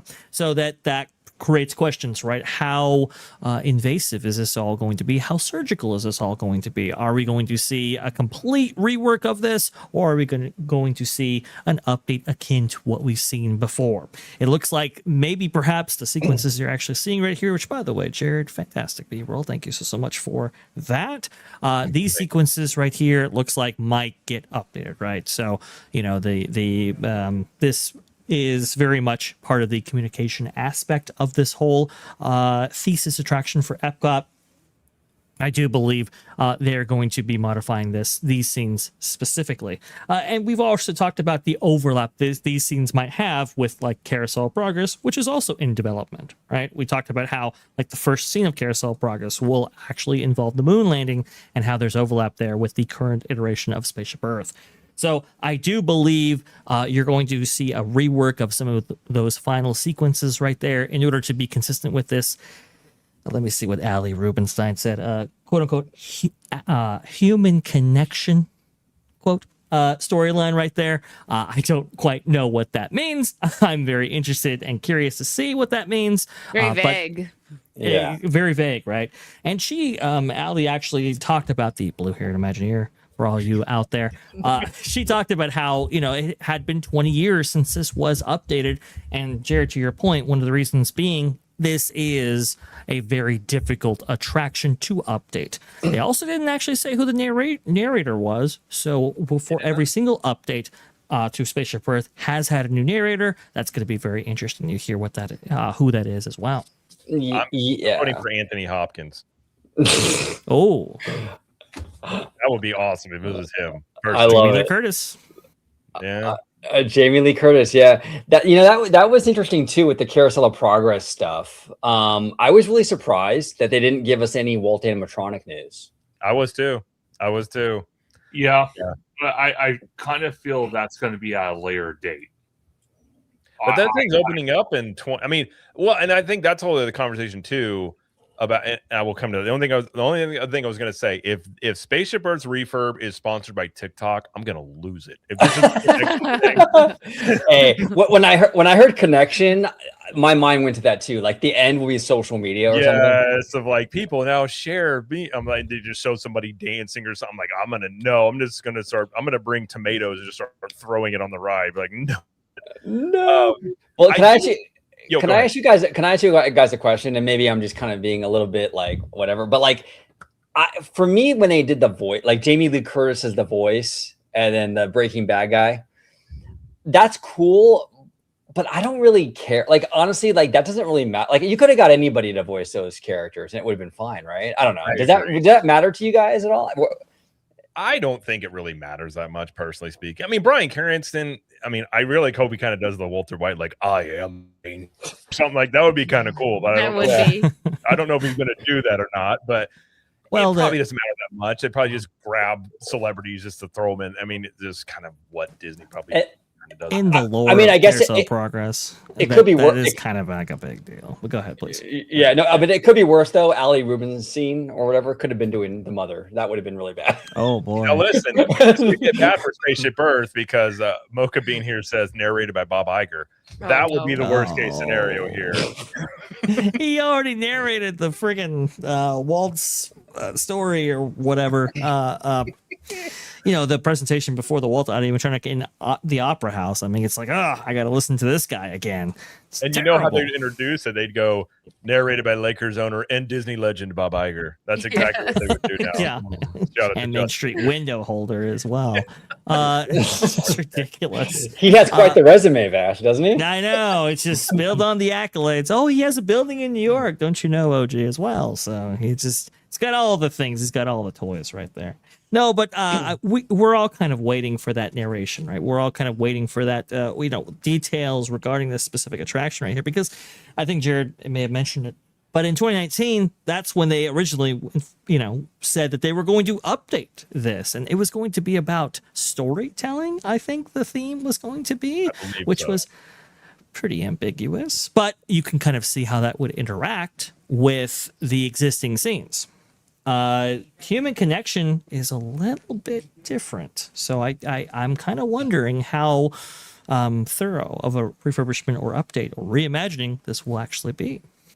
I would be okay with a very light one, personally. You don't have to do a lot with this. You really don't. Like you said, just a little like sprucing, right? Just a little polish, a little shine. Yeah, I agree. Those video screens, maybe if you want to like keep those, I guess you can. If you want to incorporate them, yes, but the technology that actually makes them work is a little outdated. And I know they've been having problems recently, which is very, very interesting. So maybe they actually omit those or maybe incorporate them a different way. That would be interesting. But yeah, these classic audio animatronic figures, which by the way, looks like Disney is very motivated to do something about classic audio animatronic figures in the modern era. That's a little scary, but c'est la vie. I don't know what's going to happen here. I'm kind of surprised that they would announce this before Journey into Imagination, but we know that Journey into Imagination is also going to be updated, right? And they announced this before what I thought the biggest likelihood was a Space Mountain refurb. I mean, that's 50 years old at some point. You got to do something with it. Now, I agree with this from Lovelow 8780. Peter Cullen, I'm on board. I would love that. Prime in this ride. Listen, I'm in. If you guys don't know, that is the voice of Optimus Prime, and is probably the best voice ever. I would say, and there'd be like, "Welcome, freedom fighter," and you're like, "Yes, yes." I love it. Hey, you know what? Let's see. I have a voice that I think you guys will all love to narrate. Apologize for not being the ally that you needed me to be. There you go. That's the villain's land. That's what happens when you go into the castle. You hear that over and over again. You're like, oh no, this is terrifying. I'll also take Sam Elliott. He would be a good narrator. Dude, Sam Elliott. Yes. You need someone with a smooth voice, or like Optimus trying something very like dominating and just in your face. Sam Elliott would be, he'd be like, get you a Coors Light when you're done. You're like, yeah. Sam Elliott, I will do that when I'm done with this. I I hope they do this justice because, and funny enough, I was kind of saying a couple weeks before this, I was like, I think they might do Spaceship Earth. Just kind of like what they've been doing around property. Then they had that show that apparently produced or they're developing off of this ride. And I was like, I wonder. And then sure enough, that's what they announced. But again, no details. And I think the one that maybe a lot of people might be more excited about is Figment, which we have literally nothing about that one. That was literally announced at the very, very end of the show. It was other than Dreamfinders coming back. But other than that, there's nothing that they announced about that one. Can I ask you guys a question? And like, I'm curious what you guys think. Because remember they did the Blue Sky stuff. They're kind of gauging the audience's reaction to certain things. Some of these like really vague, like headliney sort of announcements, like Spaceship Earth, the Figment, Dreamfinder stuff. Do you think that that's sort of like a sneaky way of doing the Blue Sky without saying it? Like they're just putting it out there to kind of see, because they didn't have any detail on any of this stuff. It was just like throwing it out there. At least the Blue Sky, they had concepts. Right. That's true. That's very true. Could be. Yeah. Yeah. And it was kind of interesting, OG. I don't know. And Conductor, maybe you can speak on this as well. The kind of reception to these things. I remember when Allie was up there and she was like, hey, you guys like Spaceship Earth? And everyone was like, yay, you know, like a very tepid response, because like everybody obviously in that crowd knows what Spaceship Earth is. No question about that, right? But you bringing it up suggests that you're going to modify it. And I don't know if everybody was on board for that. And maybe that's how they reacted. Did you hear any of that? The kind of tepid responses to things that you would have thought otherwise would have seen a big response? I saw a lot of tepid all around. There were a lot of like the shticks, like the jokes and all that. Like you could just tell, like the people around us, at least, like Mr. Webb and I, they weren't feeling it. Like you can just tell it was very tepid. I think the only things that really got huge applauses was New Tomorrowland. The Yeti was crazy. But yeah, there was a lot of tepidness, I would say, for sure. Yeah. Did you notice that too, Conductor, when you were in there or from where you were sitting? So from my side of the arena, it seemed like Spaceship Earth did get a response. I wouldn't say it was as big as the Yeti, but I would say it was enough of a response to kind of green light the refurb to the next stage. Not several stages, but at least the next step. I kind of feel the journey with Figment, I think that was actually louder than Spaceship Earth.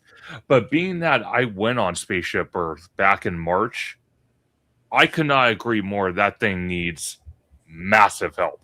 Not just a little bit, massive help. So being that someone that's coming from the West Coast, paying all this money for a park like Epcot, kind of in that Marn type phase, and then you have the World Showcase, and being that Spaceship Earth is the icon of the park, it deserves so much better. Yeah. And the way it's left right now, horrendous shape. So, and it's the first thing you see when you walk in too. Exactly my point. Like, I mean, it's beautiful on the outside and rotten on the inside. That's just the way I see it. It needs help. Bad. Yeah. Now, Wicked, are you a Figment fan? I like the ride. I think it's cute. I didn't, grow up into the character, so it's just my introduction was recently at the parks. I know people went wild for that popcorn bucket. I didn't get my hands on one, but I think he's a cute character. I like him. Yeah, I've never been a big Figment. I don't like the ride. I missed that boat completely. I know it's a fan thing that people love, but it's just I like it for like the hot days because it's usually not too busy, right? I guess it depends. True. I mean, living here, I try to go on the less busy days altogether. But I like it for that reason. Like, it's a nice, just, okay, I'm hot. I'm going to go hang out here and like take my time walking through, like when it's over with. But it's not something I run to, right? It's like, oh, it's only a 5-minute wait. Let's just go. It's more of that. Yeah. That's really sad because, Journey into Imagination, obviously there are some huge fans out there, right? Mm. And yes, I do agree. I think most of us have kind of missed the Journey to Imagination, Figment, the Dreamfinder kind of golden age, right? But it is kind of, and I think this is what Tom Corliss was actually saying when talking about this.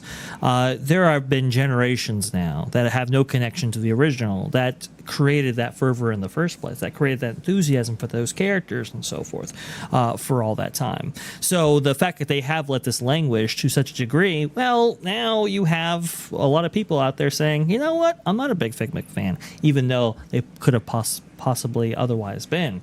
And so them going actually back in here and righting the wrongs and maybe restoring the Dream Finder and something more akin to Tony Baxter's original vision could actually be very, very cool. Because when I went on Journey into Imagination back in 2023, I was like, ooh, this is a little bit embarrassing. And it was very tired, especially the exit portal and everything like that. A lot of this needs work.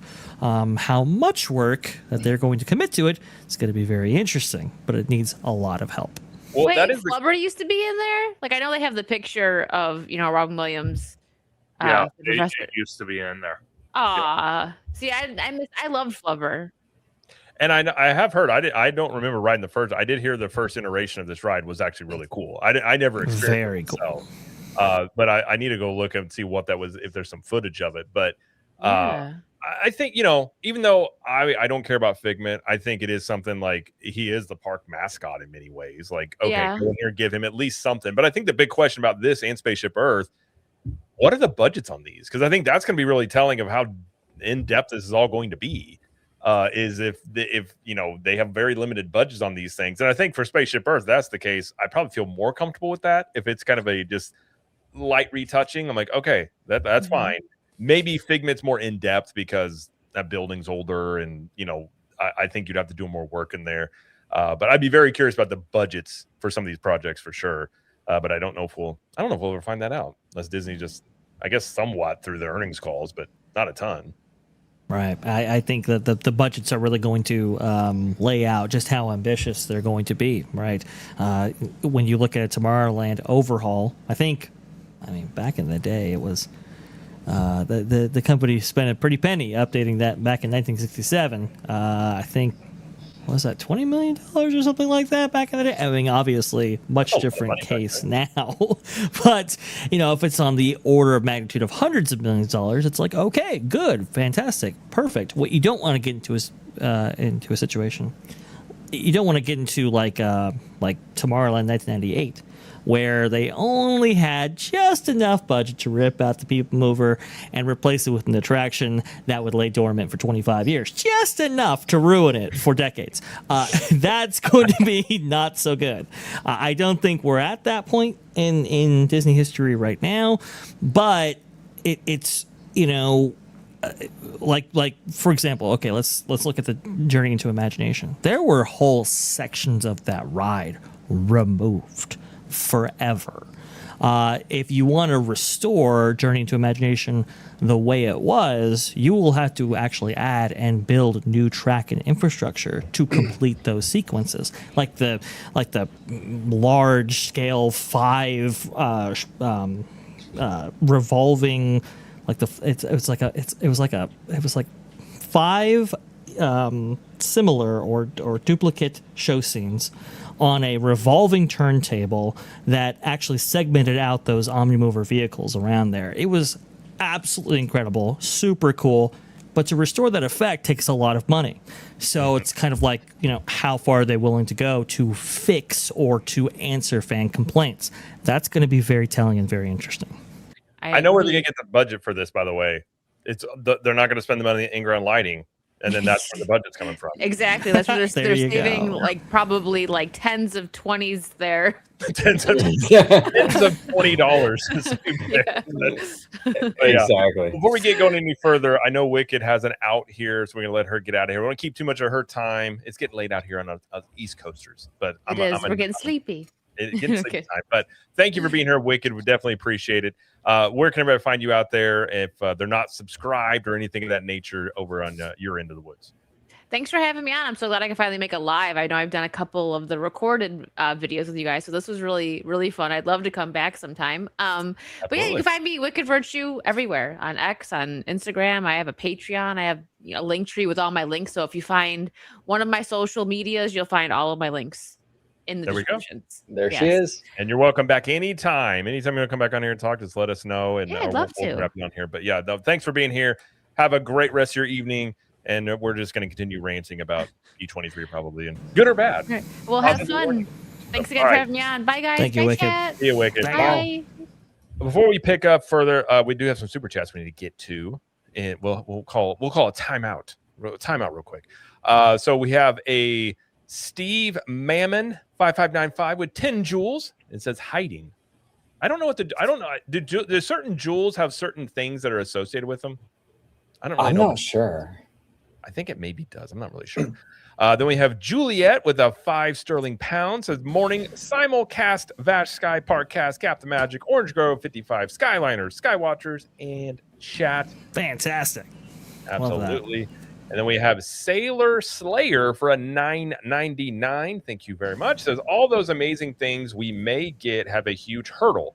The actual budget, because everything they do seems to run into the fact that they run out of money. We never forget what they show, and that could be also the feet dragging when it comes to Pandora. Spread this out over 37 quarters. Right. Yeah. Because here's the thing: if James Cameron is still involved in this project, his taste is very expensive. And they're not going to be able to do what they usually do, like with the Coco thing, and James is going to make sure they're going to spend a lot of money, right? And so that is, I'm sure, a huge sticking point for them with this whole Pandora thing as well. One more thing, right? But absolutely, you're absolutely right, Sailor. 100%. Absolutely right. Yeah. And then another Sailor again for $4.99 says, as a West Coaster, we deserve better than an Avatar land. Oh, how dare you! I was on her side. Burn on you. I was like, "Whoa, okay." OG's like, we're friends and allied, and then the next one's just like, no, OG. I mean, we'll see. I do think, like I said, I can see both sides of it, and having seen our Pandora, and it was a cool land, but I can totally see why all the question marks around that, why they might be a little bit hesitant, or like you said, they're just going to spread this out over an 8-year period to make it work and go that route. You never know. Let's see. We got a 5 here from Rock Blazer 12. Thank you very much. Says my vote for a new Spaceship Earth narrator will forever be Matt Berry. Okay. Who's Matt Berry? I don't know who Matt Berry. Let me see here. Vash is going to Google that because I don't know. Vash probably has B-roll on Matt Berry. Exactly. I know, right? You would think. Yeah, Matt Berry went to the grocery store. I've looked at Matt Berry. I cannot recognize Matt Berry, so I do apologize. Man, we must have a hole here. I do. Well, Rock Blazer, you don't have to super chat. Just if you're still here, let us know in the chat who that is. Please. Absolutely. I listen, but just hearing that, I'm just against it. Just by default. We'll just put it that way. There you go. You got to win me over with an argument that I understand. We also have a 10 from Ill Magic. What's up, Ill Magic? Says, hey guys, how's it going? How do you guys feel about the Yeti coming back? I've never actually seen the Yeti because the first time I saw it, they had a shadow projection of it jumping around roaring. I think we'll get to that one because that one's also interesting, but I think it just kind of goes into this fan service. Although, and Bash and I were talking about this, I think that's a rather pretty in-depth undertaking to go in there and do that, according to what Joe Rohde has said in the past. That you kind of have to go in there and foundations of that mountain to get to where the Yeti is, which is why it's been broken for 20 years, presumably. Right. Yeah, it's a very in-depth procedure right there. It's, and maybe something that actually mandates that specific coaster close for an extended period of time. And it's something where Animal Kingdom could not take the loss of Expedition Everest for all that time. It's kind of like Radiant Springs Racers at Disney Comfort Adventure. You can't You can't not have that ride because at a certain point, it actually affects how much you can actually charge for that park in general, because there's just not that much else on offer. So for Expedition Everest, I think Alan from Automatic Coasters was saying he'd be very surprised, shocked if it went over 6 months in terms of downtime. And I think that is correct, at least from an operations standpoint, but it's all going to be come down to how much work actually has to be done in order to restore this animated figure. That, and I think it probably, if I were to guess, they're not going to even attempt it until after Tropical Americas is done. Because if it does have to go down, at least you've got at least 2 new attractions in there. You're subbing out one while you're getting it fixed. That would be my guess. Yeah, work. It makes sense, because you would have to think they're going to rip into the mountain. They're going to fix the foundation. They're probably going to replace the animatronic, put a newer animatronic in there, because that thing's been sitting there, like you guys said, for 20 plus years. It's probably all decayed inside. So that might be it's a lot more work than people think it is. Yeah, that could be a rough undertaking with that animatronic in there. We also have a 10 here from Cliff Flicks. What is up, Cliff? It says, I was the last official guest to ever ride Journey into Imagination. They let me right in the last car in the very last train, and I got a group cast member clap when it was over, and I returned. Love it. Cool. Nice. That is cool. Did they give you a cool button or something? I feel like you should have bragging rights for that. That's kind of cool. I'm not going to lie. That is awesome. And then we also have another $4.99 from Sailor Slayer. I think Disneyland needs another child-friendly land. Disney is supposed to be for families and kids. Okay, here's where I'm going to push back a little bit. I think when it comes to DCA though, because I think they're referring to the Pandora stuff. I think when it comes to DCA though, the reason why you have multiple parks is so you can do different kinds of stuff. So I want a lot of the stuff in DCA. I want it to be stuff that you wouldn't necessarily find at a Disneyland. So I'm okay with DCA being a little more adult, in my opinion. Everyone's different though, you know what I'm saying? Yeah. But in my opinion, the secondary gates are there to do different stuff. If they're all going to do the same thing, then why have them? I'm gonna push back a little bit on that, OG, because when they removed a Bugs Land, and I understand it was nobody's favorite, but some people are really attached to it, and I'm not disgracing any of the Bugs Land fans out there. It's just, obviously it had to go for Marvel. At the time that Eastern Gateway got canceled, it was like, we got to put it somewhere. We're gonna put it. It's gonna take the place of a Bugs Land. When that was ripped out, there was really not a lot of places for families with small children to go, which is why Monsters Inc., the Michael Sully to the Rescue attraction, is now 45 plus minutes, hour and a half line times, because it was never that way before, and it's that way now because there's just not a lot of things for families to do in DCA. So I do agree, DCA probably, you should have a mixture of adult experiences, but because you have so many families who actually do travel across the Esplanade to go to something like Cars Land, there should be at least a couple of things for families to do. So what you're saying is we're not going to get the X-Men experience. I don't think so. Like Deadpool and all of that, I don't think so. Not getting the Wolverine experience over there anytime soon. And then we also have, I like this name, Theme Parkin' Things. I like that. I love that. With 2 jewels and it's a silver star. So he gifted that to myself. So there you go. Very much appreciated. Are you going to wear the jewels now? Do you have maybe. I'll have to figure out. I'll get some Kirkland brand necklace to get those jewels on there or something. I don't know. I'll figure it out. After Mardi Gras at Universal, you always get there you go. Just walk around the big old. I told my wife last time, I was like, "What do you think about just a bunch of gold chains?" She's like, "No, don't do that." Oh my God! I think it could work. There was a question from Remy D, so I do want to answer this real quick. I know we kind of talked about it. He says, "What does conductor think about Tomorrowland or Avatar?" I know OG's team Avatar. That's fine. No, I understand that. Fight. No, I'm too friendly for that. Tomorrowland for me would be maybe a safer bet. Maybe. And I'm just saying maybe. Because by the time they finish the Eastern Gateway, get that open, that's going to be about 2 years, maybe 2.5 years.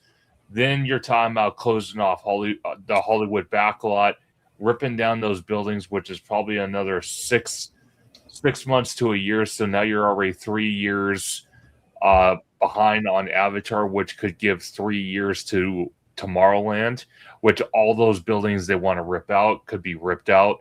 Maybe they could start constructing new ones in that time frame. That's just my thought process.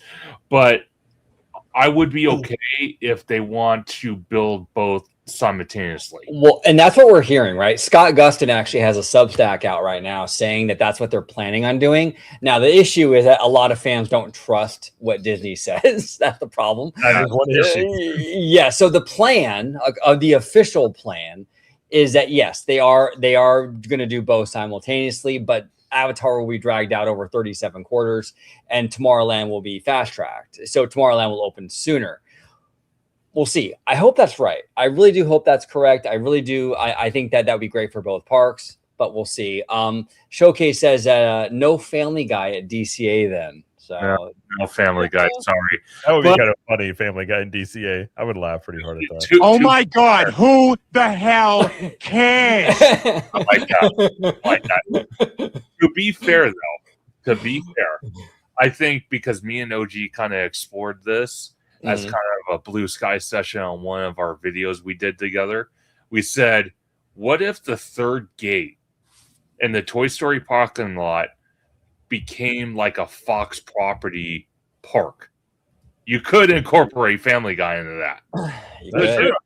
Now, here's the question. Do you guys think that they know the extent, let's say both Tomorrowlands, do you think they know the extent at this point until they really dig into it, what is going to be required? Because I kind of wonder if they actually aren't even really sure. Yeah, that's a good point. I think personally for me, I think that's why you're seeing a lot of the updates happen at Magic Kingdom, because a lot of theirs they can handle without doing massive deconstruction and rebuilding. I think for our Tomorrowland, the fact that they announced it or they at least teased it towards the end of the parks panel, it makes me wonder, and I gotta talk to Bricky because Bricky he has the inside information somehow in some way, but I kind of feel like they would have not teased that if they're not ready and they don't like it. Trying to figure out the perfect way to say this, or the way I could say it. They would not announce it if they're not ready to dig in and get their hands dirty on how much deconstruction needs to happen, how much underground they need to fix in order to bring this new version of Tomorrowland. Yeah. Can I bring something on the screen real quick, because this is actually related to Tomorrowland, and I brought this up to you, Vash, earlier today, and I kind of want to pick your guys' brain on this. Sure. So this was actually a tweet from Scott Gustin the other day, right? Yes. And he was saying that they're enabling work in the Esplanade will begin next week, and they're going to have this official groundbreaking. Mondo from Five Fires has been kind of going over the artwork. If you guys see here, there's a lot. This is not the Tomorrowland we currently have. No. This is weird, like these weird coverings and buildings that are in places that we don't have out here currently. The other weird thing, and maybe this is my OCD, my over analytical brain, the Matterhorn's in the wrong spot. So are they planning on moving? Because look, the Matterhorn does have issues. They've been band-aiding this thing for I don't know how long. The Matterhorn is not, that is not where the Matterhorn currently sits. No. So what do you guys think? I'm curious. Now, the only thing I will say about that, I don't know anything about Disneyland, but when they came out with that the initial Cars Land concept art, they actually had, I believe it was Disneyland Paris's Frontierland as the surrounding area, and they didn't have Magic Kingdoms. So sometimes they do concept art. They don't kind of really know exactly what they're using sometimes, but I don't know Disneyland, so but I'll just bring that up as an example of sometimes the concept art's a little misleading on some of the things they do. I do want to say before Vash, you talk on this, I do want to say that I do find it interesting because when you do look at it, it looks more to the right towards the lagoon, towards Autopia, because we've heard nonstop, and I mean nonstop, that the Matterhorn, just the foundation of when they originally built it, it's been decaying over time. It's been falling apart. They've had to close it a lot more in the last few years, quite often per year, more than they probably wanted to. There's been issues with the fountain that faces Cinderella's castle. Sleeping Beauty. Sleeping Beauty. I'm sorry, I get those two confused. Whoops. Beauties. Yeah, I know. You can hate me later. Your castle's right, bro. What's up? I'm just kidding. And conductor, didn't you go to the DCA Princess thing the other day? Come on, man. Oh, you mean when I was so far back I couldn't see nothing, and then on top of that, I had three elderly ladies fall, get trampled, and then a fight almost broke out before they started letting people. Yeah, I was there. But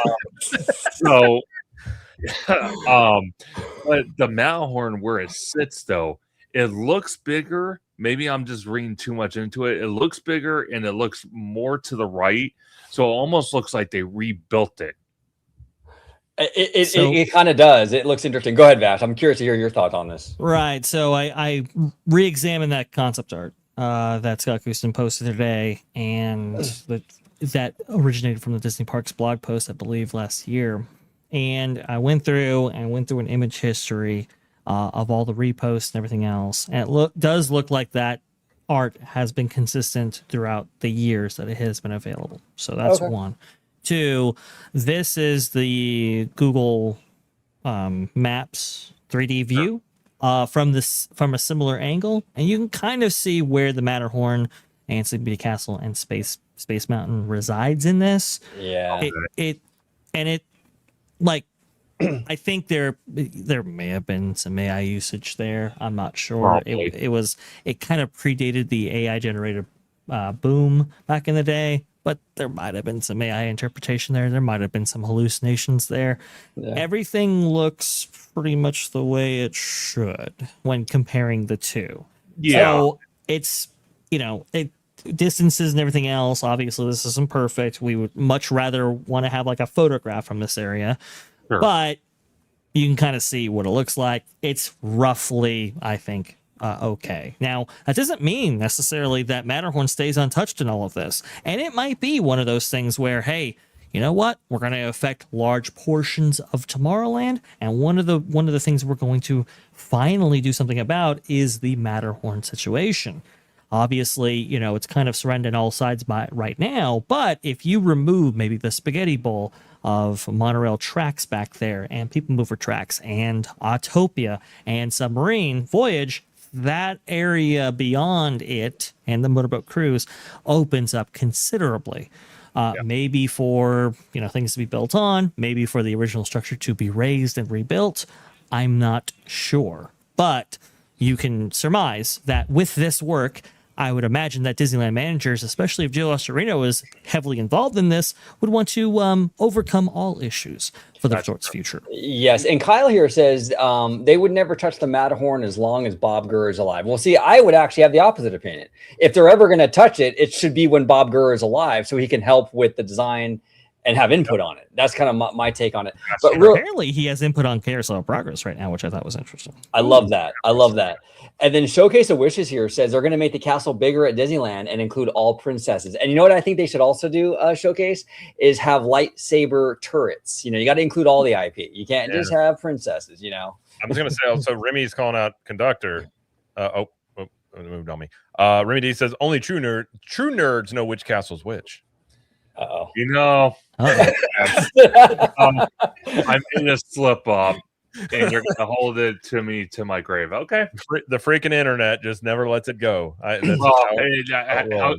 can you forgive Diz Twitter? There's no forgiveness on Diz Twitter. They're very unforgiving bunch over there. There is no drama on Diz Twitter, Jared. I don't know what you're talking about. Yeah, Diz Twitter is overrated. It's the perfect Sunday school behavior all the way through. You know, the outsider looking in probably like, I bet a pretty calm bunch is like a theme park bunch, and you get in there, they're like, oh my gosh, this is insane. These people just going here.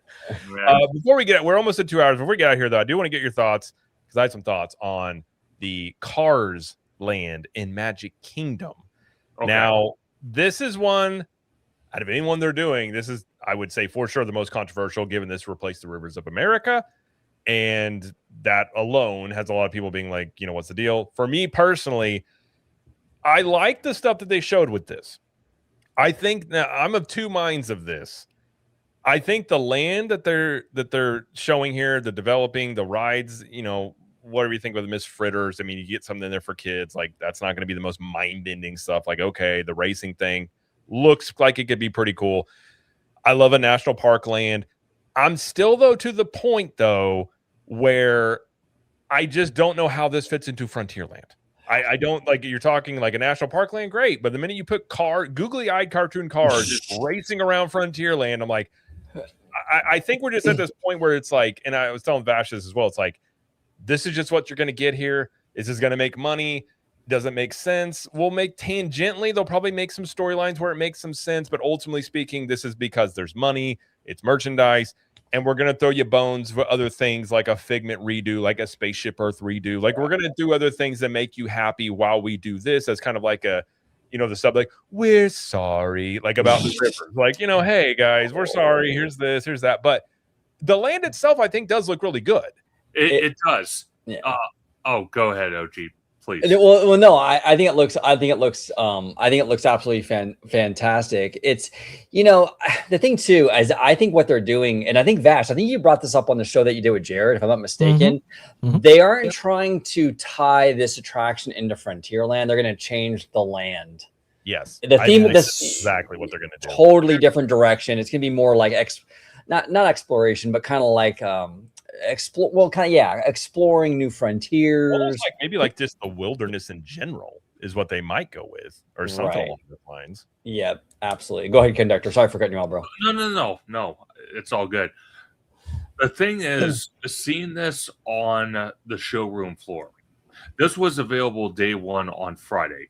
Looking at this thing, it looks so big, or bigger than we all think it is. So it begs the question, because we kind of talked about, I think it was the last theme park that I was part of, that it was going to be about 4 acres. But after looking at this model in the showroom floor, it's hard to believe that's 4 acres, because look how detailed it is. It has 2 attractions. It has multiple buildings. The e-ticket is huge. It goes pretty much all around the entire land.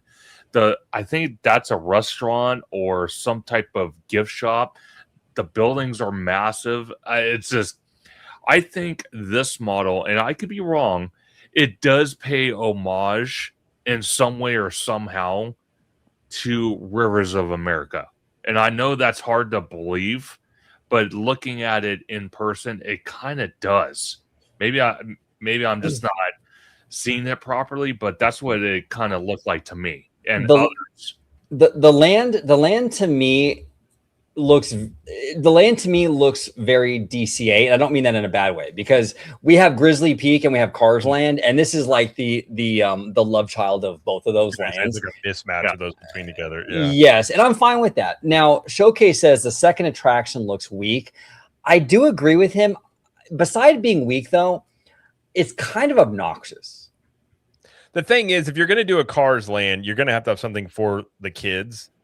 And I think kids attractions. They did that. You know, I don't know about Miss Fritter. I'm sure they're using Miss Fritter because of the mud aspect of all this and everything. But I think somebody pointed out, I think this is close to like 4.8 acres, I think is what the size of this is.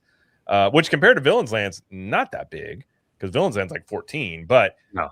I think now, if you want to talk about potential influence from Epic Universe, I think how this ride goes all throughout this land, very reminiscent of Isle of Burke, with Hiccup's Wing Gliders goes through all that land. So I like that. It gives a lot of kinetic energy.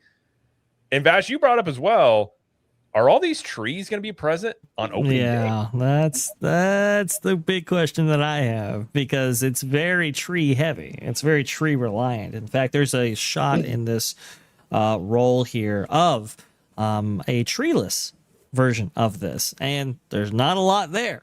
So I kind of wonder. It's like, okay, well, here, just like, what is this? You know, OG, you'll remember that when the Golden State area of DCA, or the Grizzly Peak area as it's now known today, was new, those trees were very, very young, and it didn't quite give you the reception that it does today. I do wonder if, in fact, they're going to ship in a lot of these old growth trees. I've heard rumblings of, well, they saved a whole bunch of stuff that they removed. I didn't see that, and I don't see where those trees went. So, you know, you're going to have to acquire much foliage in order to complete this look, which I'm sure they will. It's just at what age will those be? Because we've known from new projects coming out of both companies, like Disney and Universal, and maybe some of the others, that usually that stuff is very young, and it takes a while for those things to grow in. So are we looking at this land in its state when it opens, or are we looking at it 20 years from now, which is going to be a very interesting question to see here. The second ride, yeah, I mean, it doesn't quite surprise me that they went with something that was a little bit more akin to Mater's Junkyard Jamboree. In fact, I think they're using the exact same ride system that you actually see at Four Wheel Rally over there at Disney Adventure World, currently in use right now. It doesn't shock me, especially given, you know, the space that they had to work with. This is also one of the reasons why, you know, the exterior is bound by this big e-ticket around there. It's because it's like we have like no other way to get ride time out of this. So we kind of have to use the perimeter to our advantage. The other thing too is that Bruce Vaughn actually came. There was a video posted, I believe, by ABC, talking about featuring Bruce Vaughn talking about this Piston Peak area, and he is saying, like, brand new ride system. He is saying you're going to feel every single bump around the road, and that when you actually get on the ice, let's say, of the icy peaks up there, that you are going to skid and drift. Consistent with that topology. So it's very interesting what they're saying here. No, I love it. Well, actually, when they were describing Vash, when you go up the hill, but then you're going to descend the hill, and he said that, right? Like, you're going to feel the bumps as you go down. That was really cool. I like that. I like that a lot. And I didn't hear the drifting thing, but that's pretty dope. Yeah, I hadn't heard that either, but it was in the context of this newly released interview that he said that. That was very, very cool. So I imagine that remember the name for this stupid thing. It's like Road Rally. Yeah. It's like, what is it again? It's like, oh, is that the name of the main ride? Yes, it's like Cars Ridge Rally Racers, I think. Or something. Yeah, something like that. Right. Yeah, it's like Ridge Rally. There's no racers, which is very, very important, because in the earlier pieces, Ridge Run Rally. Say it 3 times. Hopefully it sticks. The thing about Ridge Run Rally that's very interesting is that there's no race portion to it, not just in these concept images, but also in the name itself. I think it's very distinct because initially, right, I think, Jared, we had heard that Lightning McQueen and Tomato were going to be part of Race Day, but this isn't quite a race. And that earlier image of of this concept being, you know, both cars side by side and racing looks like that was axed in order to, you know, because of the constraints of the area. And let's be honest, when this thing opens, people are going to say, let's go on the Cars ride, you know? Right, exactly. Yeah. And that's where they were smart with Villains Land, where they kept it simple. Which I would think they would have done that with this one too. Yeah. Just keeping it simple with the land. But, and like I said, when we were talking to Vash about this, it's like, I'm just of two minds from a theme park nerd perspective, and in it fitting into Frontierland. And, you know, I do think Frontierland is going to end up changing, which I don't necessarily like that, but obviously, like, we're so far down the road now, there's probably not any going back at this point. But at the same time, my son's going to love this land. He loves cars. Yeah. The kids are going to go in here and have a blast with this. And, you know, are the trees really going to fill in like that? That's going to be an interesting thing about this. Over time, it'll be fine. So I think, you know, the way I find that. Yeah, and like I hope I'm proven wrong on this and that this does fit and that this wows me so much. It's just like, okay, I get why they did this. It's just at this point, I like the land. I have questions about how this fits into everything else in here. But I will say one thing that they did say that it made me feel much more comfortable is they did say on that stage that Liberty Square is safe. And I think that was a big speculation point that this was all going to change the whole area. So by them saying that, it's like, okay, maybe this doesn't mean all this whole entire area is going to be gutted. Now, maybe it's not safe forever. Maybe it's just for now. But them going out of the way of saying that, I do think also points to a change and like tomorrow, I think is much more aware of what the rhetoric is around these parks than Bob Iger ever was. And obviously, I think we saw that from a lot of these announcements that were some fan service announcements of fixing the Yeti that's been broken for 20 years.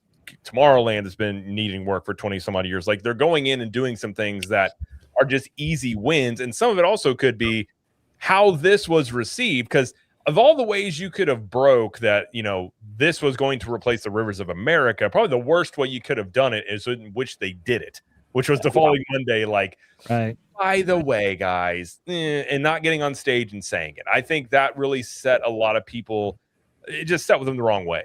And so now you're seeing this kind of like, okay, let's go in here and like give the fans some things that they want. And then it's your job at this point to wow us with this land, to justify removing an opening day aspect, Rivers of America. I hope they're able to do that. I like how this looks. It looks promising. We'll see if they have any more contextualization around how this fits into Tomorrowland, what else they do with it. But that's just kind of where I'm sitting with it. So I can see, I even told my wife, like, I could go in here and be like, this was fantastic land. I still don't know how it fits in Frontierland. Like, because I think you put this anywhere else in Magic Kingdom almost, I don't think there's really much of an issue. It's just here is the thing. You're like, I don't know. Well, Jared, think about it this way, right? Think about it this way. If it doesn't work out with this, they can make it Avatar. So You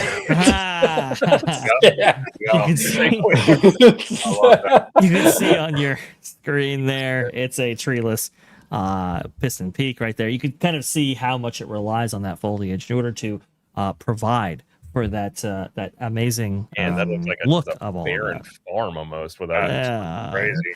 But he can get me a village. That's awesome.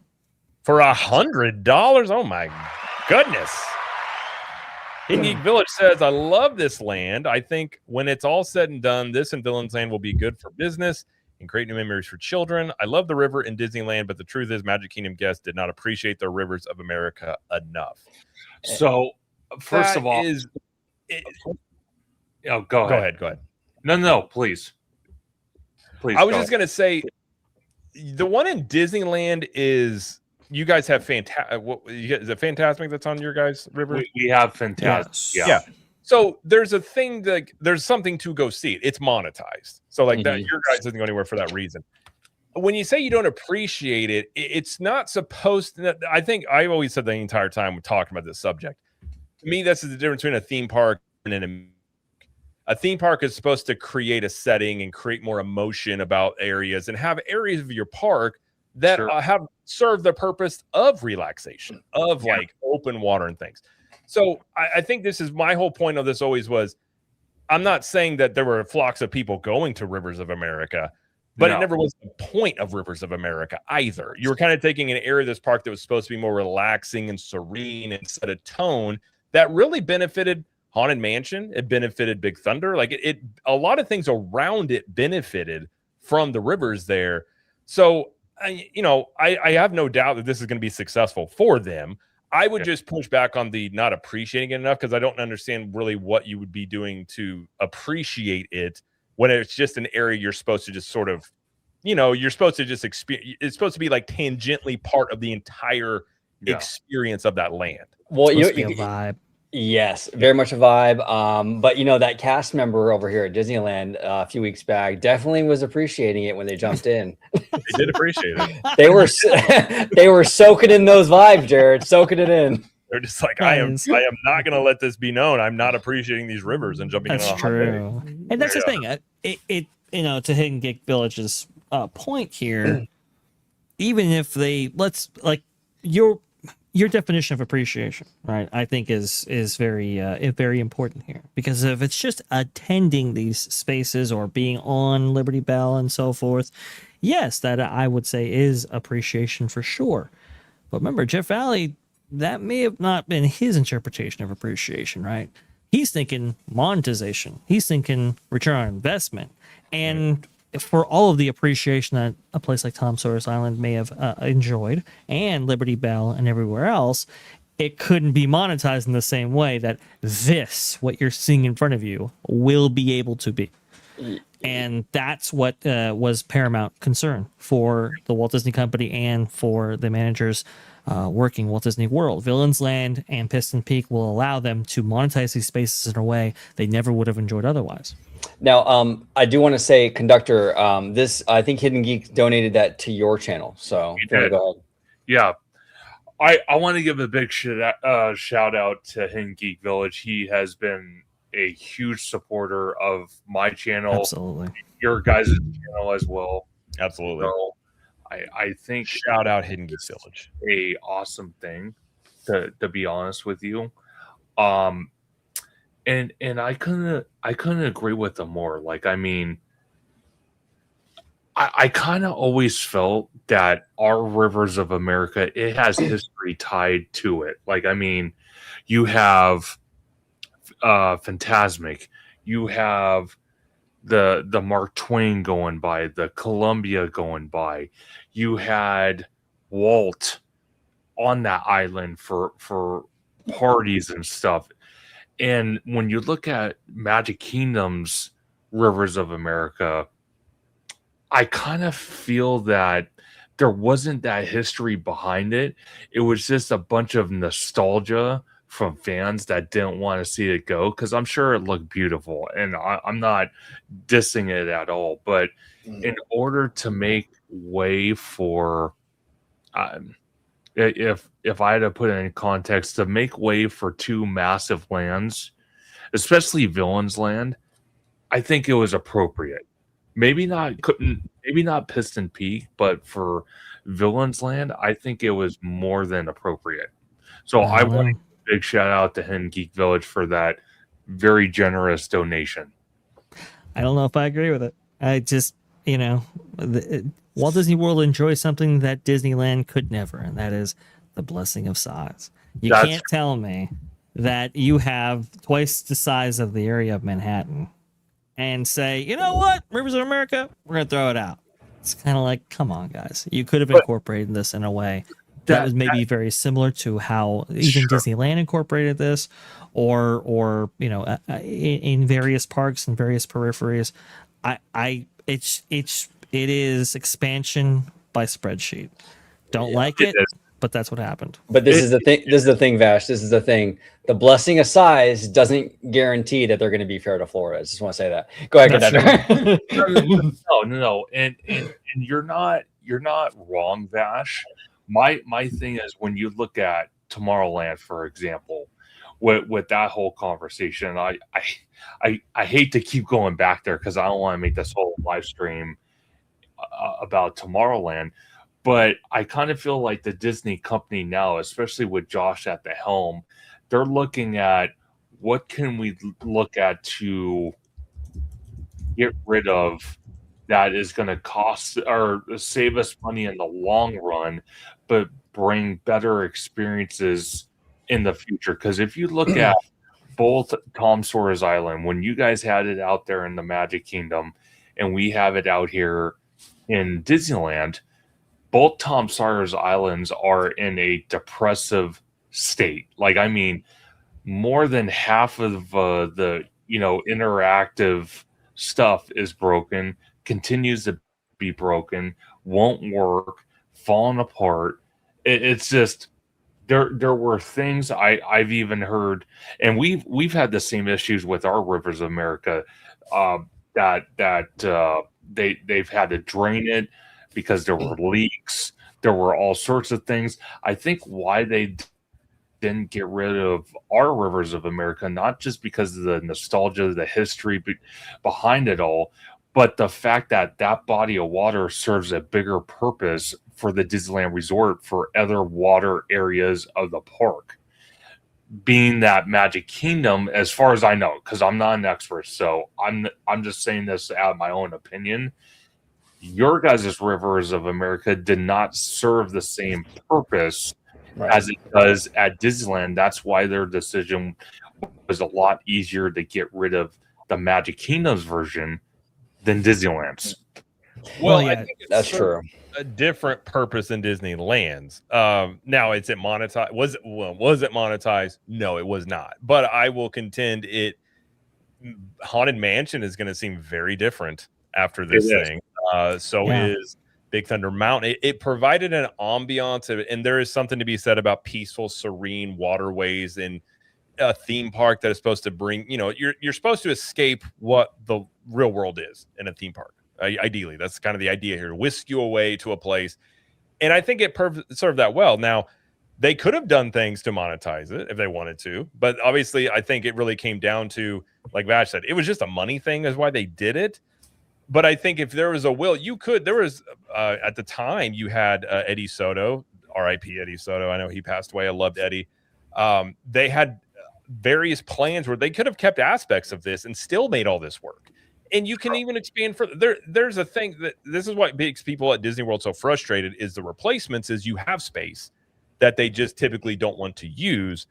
And so I think if there was a will, there could have been a way, but obviously Jeff Valley hates water, which I kind of wonder if the in-ground lighting is the water's revenge on Jeff Valley. Because they're like, oh yeah, take up the thing here, take this, your lights are done. So it's like, I feel like there was a balance that could have been struck. But I think this is also a different tone we're seeing with maybe Disney right now versus what it was under Iger a little bit, which is how it was under Iger was like, this is what we're doing. We're not even going to have closing merch. They had closing merch for Supercharged, for God's sakes, and Rivers of America. And so not only did you close it, you had such short notice, and then it was just like, we're going to act like we're going to wipe our hands of this and walk away. And it's like not the understanding of this did mean something to people. And it doesn't mean that it stops your plans, but at least you can acknowledge where people are coming from. And it just seemed very tone deaf and like, we don't care, we're doing this. And I kind of think like maybe this new attitude is a little bit more of like, we're going to try and meet you halfway. We're still going to do what we think is best, but we're going to try and at least appease you and understand where you're coming from as a fan. And I think that's probably what made a lot of people upset was not only the decision to remove it, but how they removed it. And also, we're yanking it. And then you're just, if you guys, and then you had, obviously people are going to fight online, but I don't think that helped anything either and how people felt about the management at the time. I'll say this too. Like, when you look at Fort Langhorne, as opposed to the previous Fort Wilderness, like Fort Wilderness is just a dressing space for the performers for Fantasmic now at Disneyland versus at Magic Kingdom. Fort Langhorne was very detailed. It had multiple exhibits in there. You had a very complex system of caves that we never enjoyed here at Disneyland.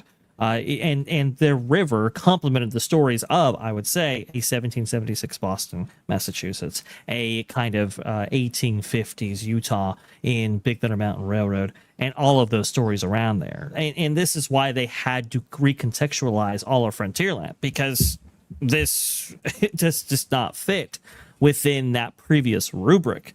So they wanted to mitigate costs going forward. That's what they wanted to do with Rivers of America, right. and that's why it had to go. And on the flip side, right, anytime you meaningfully expand a theme park, you also had to expand its accompanying infrastructure. So if you can actually expand I should say replace items rather than just expand, then guess what? Your eateries don't get overwhelmed by new attendants, now do they? Your transportation systems that transport you across Seven Seas Lagoon don't get overwhelmed, now do they?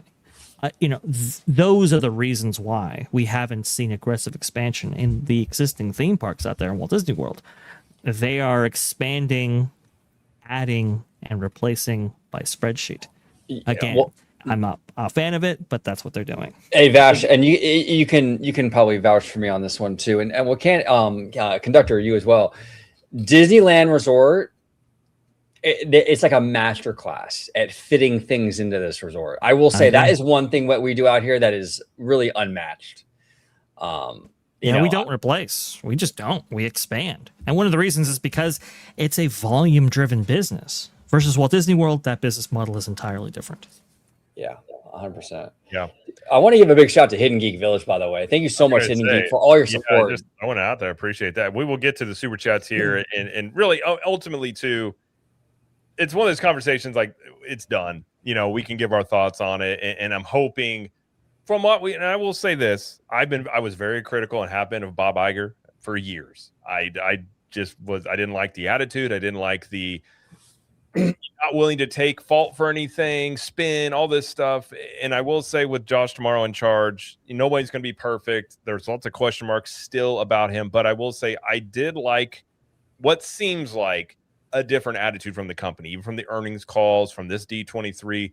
I think that is a move in a positive direction for a fan base. And I think maybe you got some people that care about that a little bit more.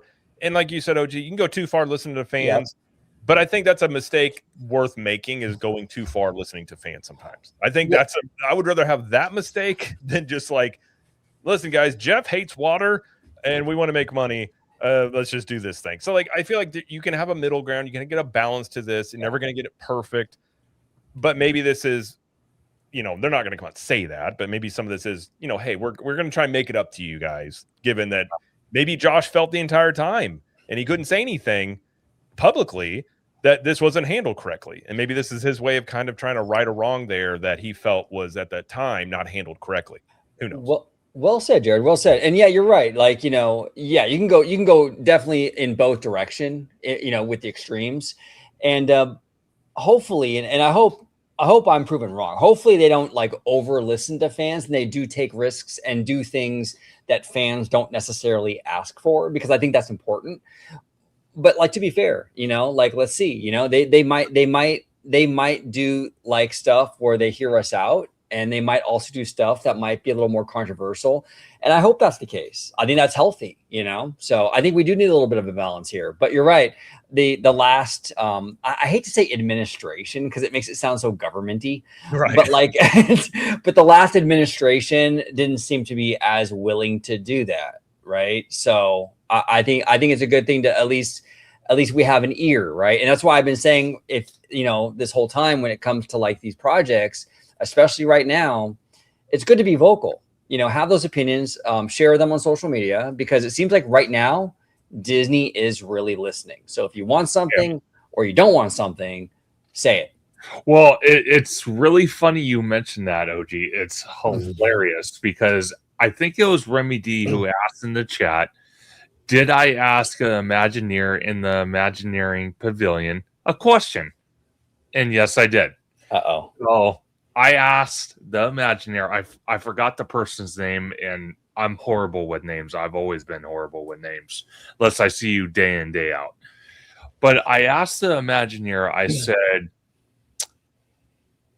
said, okay, with Avatar, because we were standing right in front of the Avatar model. I said, with this model, I'm actually surprised that you guys didn't bring it up during the showcase, like at the Honda Center, because this was Sunday morning. Okay. So I brought this up and I said, where's this other half of Avatar? Because there's still a lot of questions on how this is going to fit.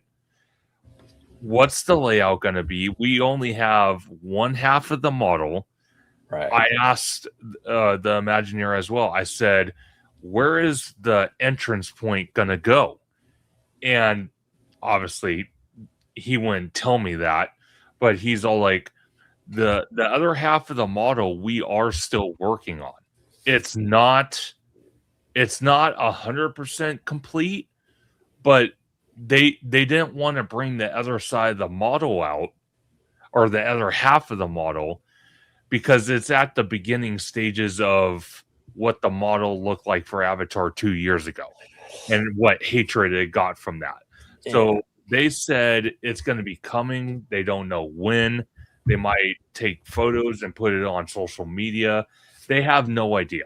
He just assured me, or at least told me, it is coming. It's not out of the realm. Yeah, and that's what we're hearing, right? And that's what we're hearing. Scott Gustin confirmed that as well, that it is coming, and it's just not going to come right after Coco. It's going to come after New Tomorrowland. And we had Theme Park. We did a live show with Theme Park Wizard the other day, right? And he was saying that he talked to Scott Gustin at the expo, and Scott Gustin told him that they're still going to close Monsters Inc. at the same time and all that stuff, and they're still going to start prep work for this stuff. It's just going to be spread out over 37 quarters. That's it. So, well, hey, to be fair, real quick, Showcase of Wishes. I did ask the second question. I was lucky to ask a second question, so I had to do it. I asked, I said, when Bob Iger made that phone call during the earnings call, and he said Avatar Land, and it's gone from Avatar Land to Experience to Destination to Experience to Destination, now back to Experience. I'm like, why is it that you guys are playing word games with this Avatar project?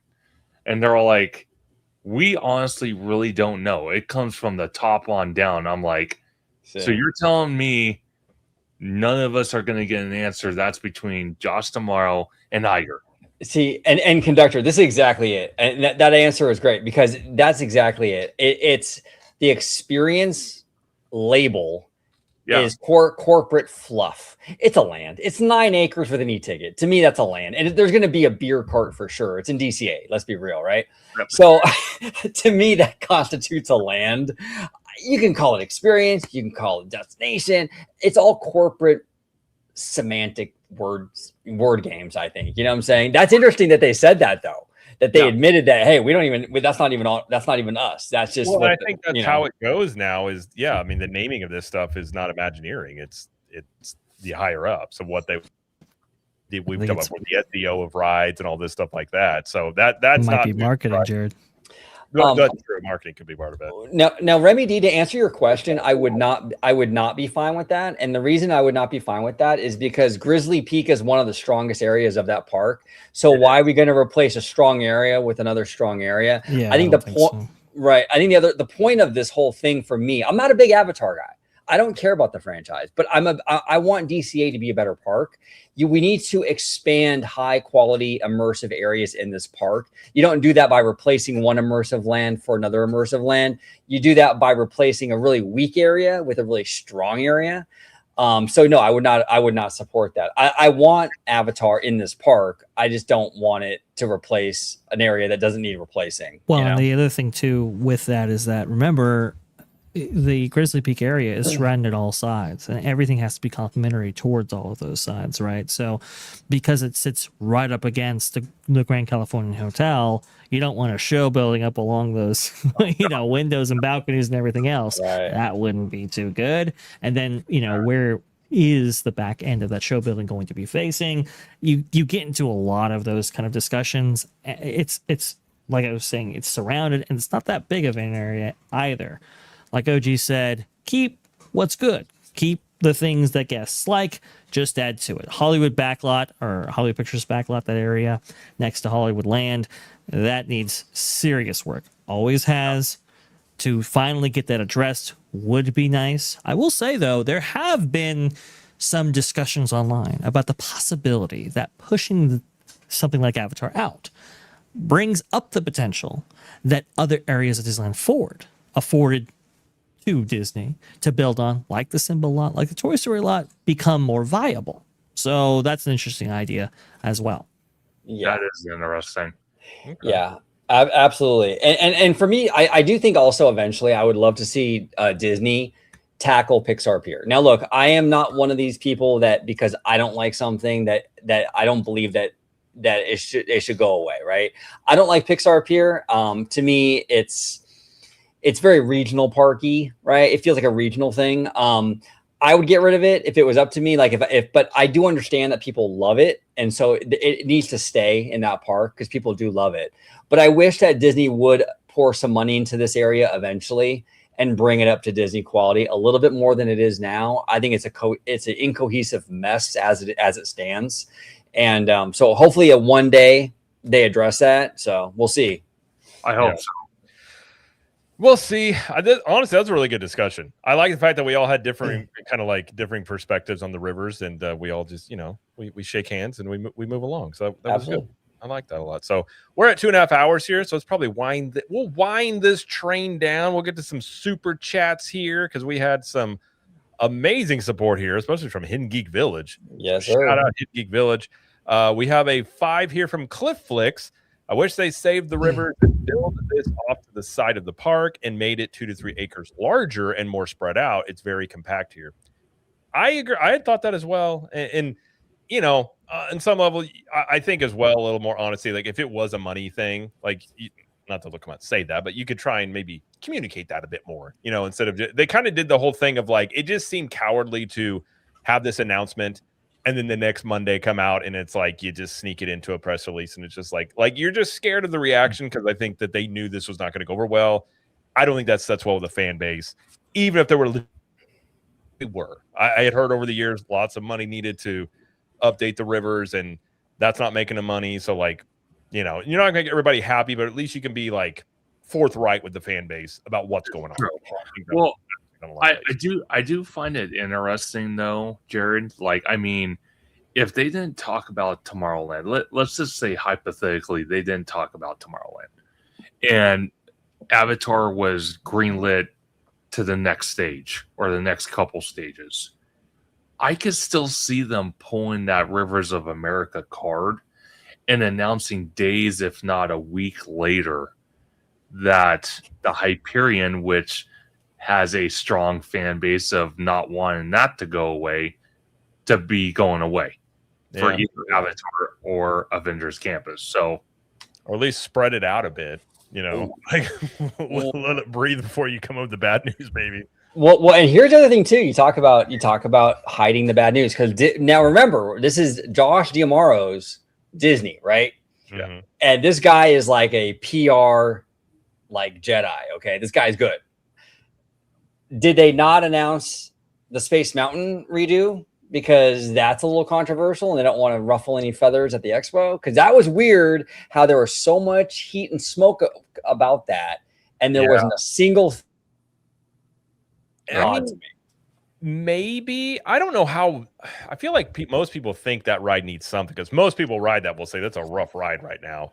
I do wonder, and maybe we'll hit this next week because we don't want to go too much longer. But I think you could be seeing a shift. What's going to be really interesting is maybe the next 6 months. Do they have more announcements? Because one thing you could say is maybe they're going to move away from D23's being this Super Bowl of theme park announcements. Because one would also think the Carousel Progress refurb, they would have saved that for D23. But they announced that 2 months ahead of time.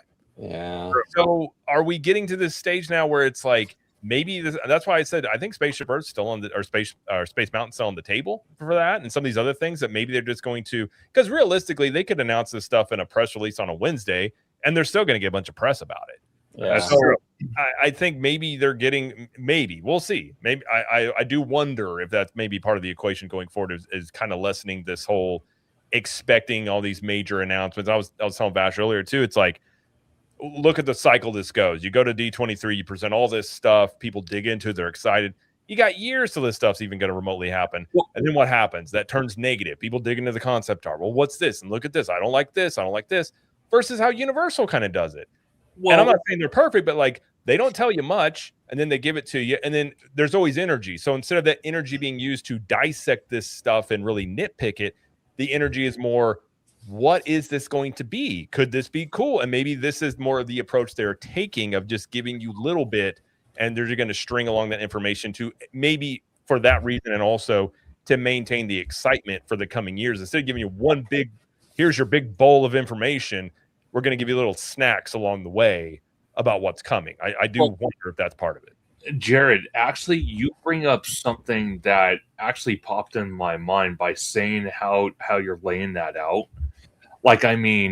All these little small announcements before the Super Bowl of all Super Bowls for Disney, I'm kind of wondering now, because people have talked about, even yourself, you've been there, I think, correct me if I'm wrong, Destination D23.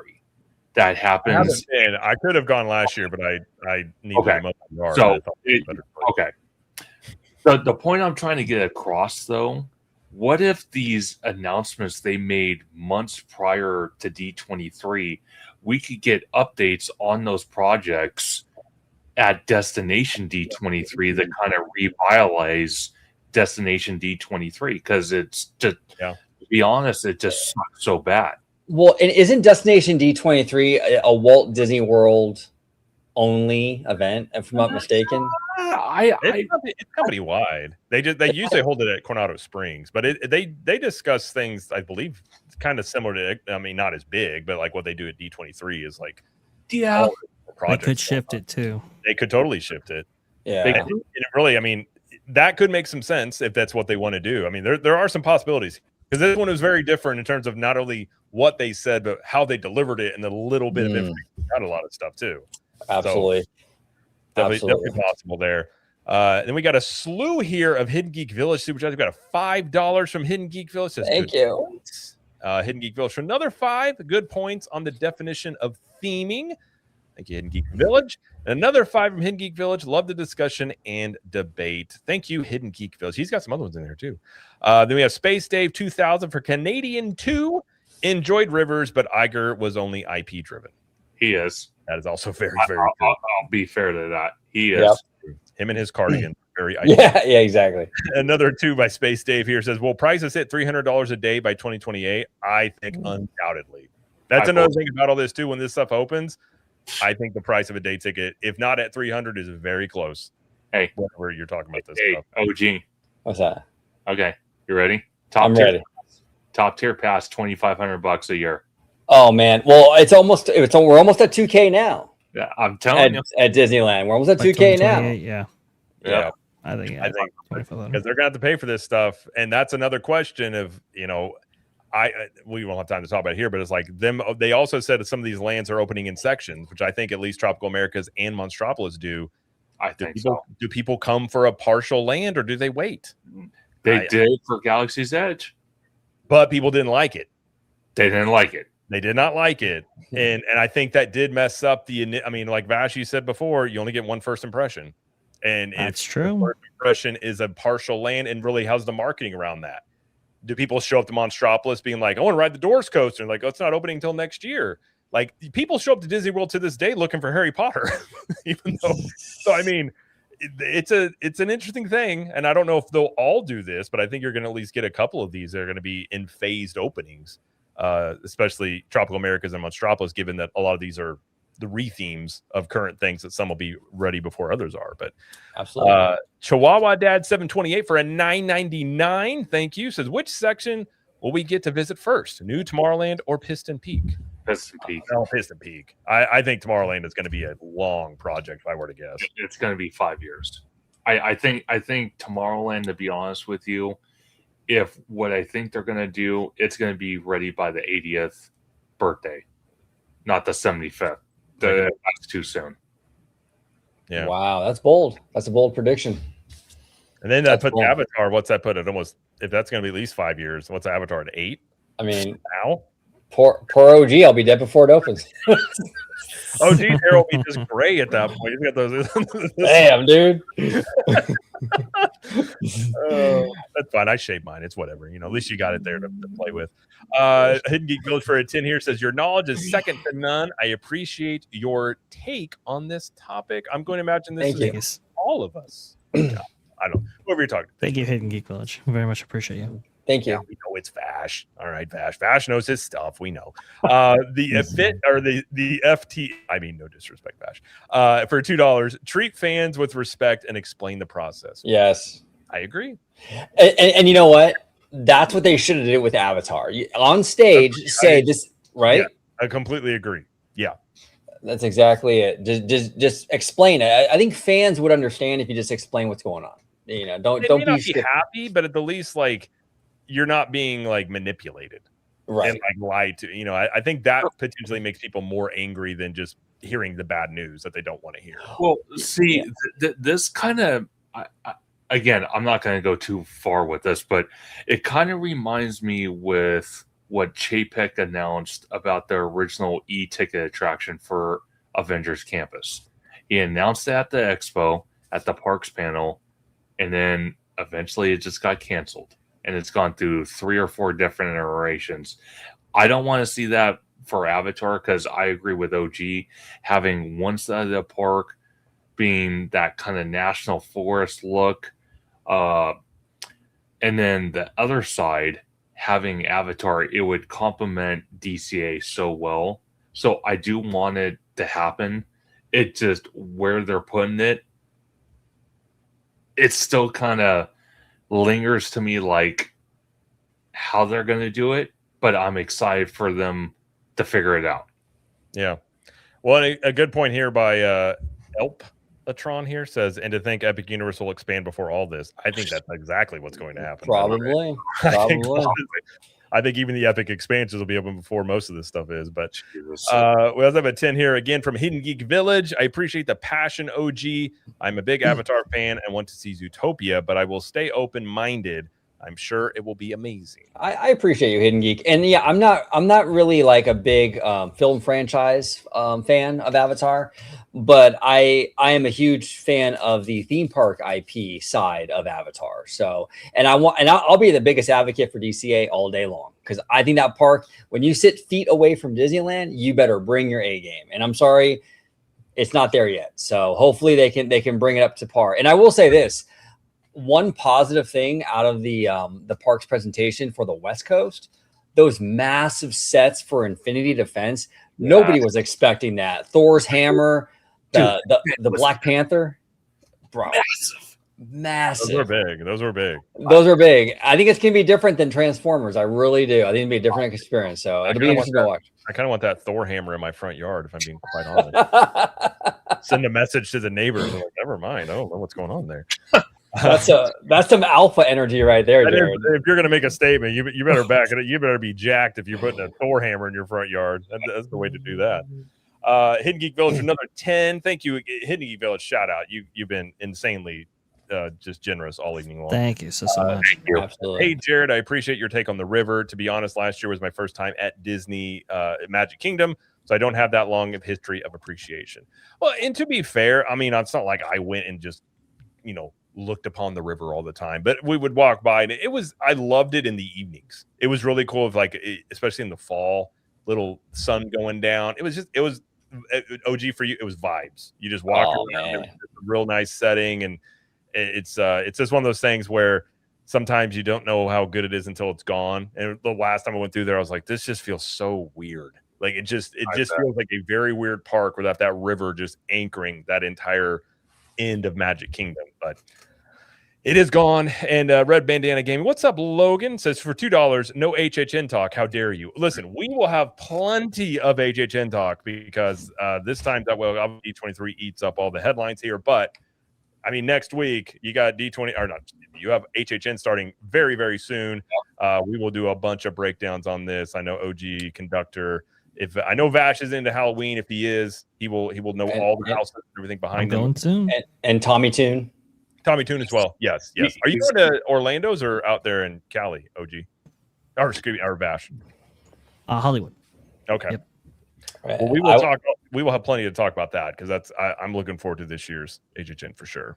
Absolutely there. But yeah, thank you everybody for the super chats and the support. You guys are awesome. Thank you guys in the chat for hanging out. This was a really fun stream. Shout out to Wicked as well for coming on here, hanging out. Shout out to Conductor and everybody here. So before we get out of here, let's just let everybody know where they can find you guys out there. Orange Go 55. Thank you as always for being here and your passionate support for Avatar. James Cameron is going to send you that check in the mail. It's sending your way. James Cameron had fingerless gloves eating a hot dog the other day. It was the weird. Someone spotted getting a hot dog. He's wearing like just workout gloves while walking around. And I was like, that's a weird. That's very strange. Very weird. Okay. He's kind of losing it a little bit, huh? You got so much money, you don't need fingers on your glove anymore. I don't know. It's kind of interesting though that he was in Santa Monica and not actually at D23. Right. He lives in New Zealand, right? So it's not like it's a little weird. That is. I could say the same thing about what's his name? Oh my god. I just had his name in my mind and it just popped away. The guy that did the Odyssey. Oh, Chris Nolan. Yeah. He was at Universal today or yesterday, riding Fast and Furious. So You know what that means? He's directing the next Fast and Furious movie. Oh, there you go. You can hear that. You can hear that guy screaming all the way to Toluca Lake. You know. I do imagine he was just on that ride, just not no emotion, just rides through. And he's like, "That was nice. That was fantastic. Thank you very much." And it was like, nothing. That's all you got. But sorry, OG. Thank you for being here. Where can they find you out there on the interwebs and everywhere? Yes, it was awesome talking shop with you, fine gentlemen, and big shout out to Wicked Virtue as well. All of these fine fellas and lady, their information will be down in the description on my channel. So check them out and subscribe to all of them if you haven't already. And if you're watching this on their channels, you can find me right here on YouTube as well. Orange Grove 55, Instagram and X, Orange Grove 55. Thank you so much for having me and everybody in chat. It was dude, this was a great conversation today. It was a really, really good time. Love nerding out with everybody. Absolutely. Vash, thank you for being here. Wealth of knowledge over here at the Vash Sky ParkCast. Where can they find you? And I know you got a live stream going on tomorrow as well. Absolutely. Definitely a live stream going on tomorrow. That's going to be am I still on? Okay. Yeah, you're good. StreamYard was delayed a little bit of that. Sorry. Yes, definitely a live stream tomorrow. Definitely going over a lot of the things coming out of D23, maybe some additional information, so forth. But there's so many other stories actually going on that, haven't been featured heavily. So we'll go ahead and discuss a couple of those. Like, for example, who keeps jumping off Tiana's Bite Adventure at Disneyland? Goodness gracious. Well, looks like the company's going to do something about it. That's going to be very, very interesting indeed. Going over maybe perhaps Bob Iger and him getting a window on Main Street. And what yesterday's tomorrow really means. All of that and so much more tomorrow following That Park Place at 2 p.m. Eastern. And Thursday, we're going to have our live stream as well at 6:30 p.m. Eastern. Should be a lot of fun. Cannot wait to bring you in. I think Vash and Vixen, we're going to be talking about Autopia on Saturday, I do believe. So keep on the lookout for that. And so much more here at the Vash Sky ParkCast. OG, Conductor, Jared, Wicked, thank you so much. Links in the description. Absolutely. And before we get to Conductor, Ace, by the way, I love this name, Ace Ventura. That's like the best name ever. Nolan probably thought the ride needed deafening brass horn sounds added. Probably. Anyways, Theme Park Conductor, thank you as well for being here. And obviously went to D23, bringing a nice perspective there and everything about, especially Disneyland. I always love hearing about that. As I'm going to go next year, so I'm learning about Disneyland through osmosis. And I'll be, a quarter of an expert by the time I go, perhaps. But thank you for being here. Where can they find you out there and what you got going on? Absolutely. You can find me on YouTube, Instagram, and Blue Sky at Theme Park Conductor, on X at Theme Conductor, TikTok at Theme Park Conductor 1, and every Sunday at 5 or 7 p.m. for Conductor Sunday live stream, where we will have Orange Grove 55 on this week's Conductor Sunday live stream. Yes. Send my invite to you as well, Jared, Vash, if you're available. And we're going to talk D23. We're also going to talk a little bit about the Halloween season. Actually, it has already kicked off here on the West Coast a little bit, with previews at Knott's Scary Farm as of tonight for employees and media. Also at the Disneyland Resort at DCA for Oogie Boogie Bash and so much more. And I want to give a big shout out, not only to Jared for always being an amazing host, but to these fine gentlemen for always giving their wealth of knowledge. And a huge, huge, huge thank you to Hen Geek Village for all the love and support between all four channels tonight. Also, I did grab some extra freebies over the weekend, so I will start a temporary giveaway very soon with D23 merchandise. So stay tuned for that. Love it. Oh, by the way, Jared, before we go, I do have a drop. We talked a little bit earlier about Optimus Prime, right?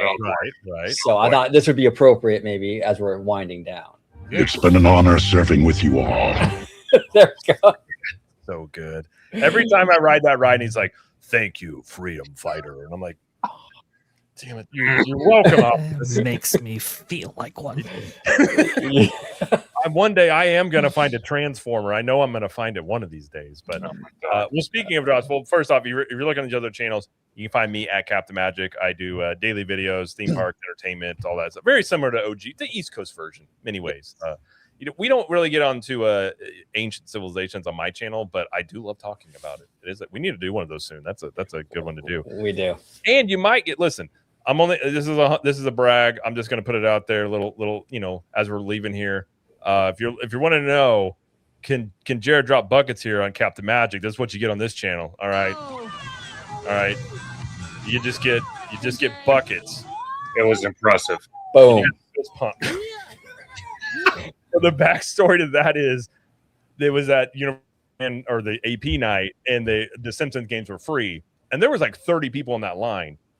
And my daughter, I played basketball my whole life, and I hadn't played for like 2 years.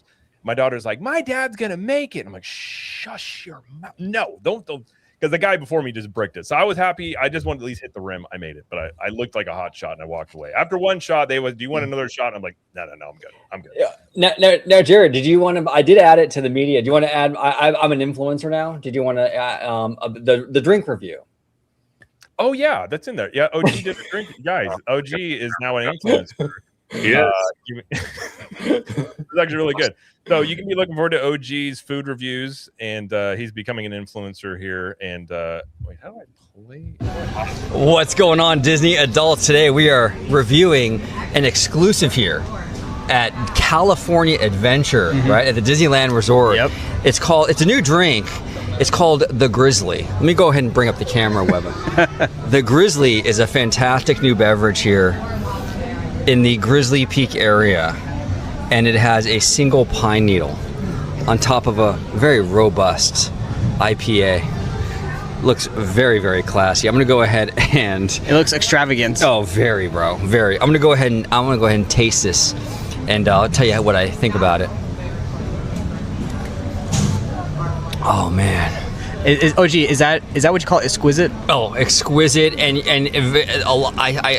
that pine. The pine tones in there, very woodsy. Very woodsy. Yeah, I love it. It's very on brand and theme with Grizzly Peak here at California Adventure. Very much on brand. A big shout out to Disney for this amazing drink with the IPA and the great little pine needle on top, bro. I mean, you can't beat that, right? No, that's amazing. That's $1 million right there. That's $1 million right there, everybody. All right, well, this is our review of the pine needle. I like I had to reapply the pine needle. I know, right? You got it, man. You got it. You're gonna get food. Very foodie reviews from OG. I'm just gonna try and make baskets, and Vash is gonna know all this stuff about the theme parks, and Conductor is gonna give away D23 stuff. So we get something from everybody around here. All right, it's just all good. Fantastic. Are we gonna get Kirkland bidets, Conductor? Are you gonna be giving those away anytime soon? That's up to the CEO. I can't make that call. All I can tell you is, if you're on the secret list, maybe Santa Claus will be nice to you. Maybe. Oh dang. Listen, I'm just going to tell Santa. I've been on Conductor's live streams before. I feel like I deserve the Cadillac of bidets. I think it's the best thing. Conductor, can I get the one that when you flush it, it plays the World of Color song? That's a good marketing thing. Disney theme songed bidets, and when you flush it, it plays like "It's a great big beautiful tomorrow." You're like, oh, gonna be a good day today. Oh my God. Color. If it's not a good one, you play the Bob Chapek. Like, I'm sorry, I couldn't be the person you needed me to be, and you're like, oh, it was a bad one. It was a bad one. All right. Well, thank you guys for being here and hanging out. Have a great rest of your week, and I'm sure we will be doing plenty more content on all this. But we will talk to you guys later, and have a great night. And see you soon. Bye. Peace. Thank you.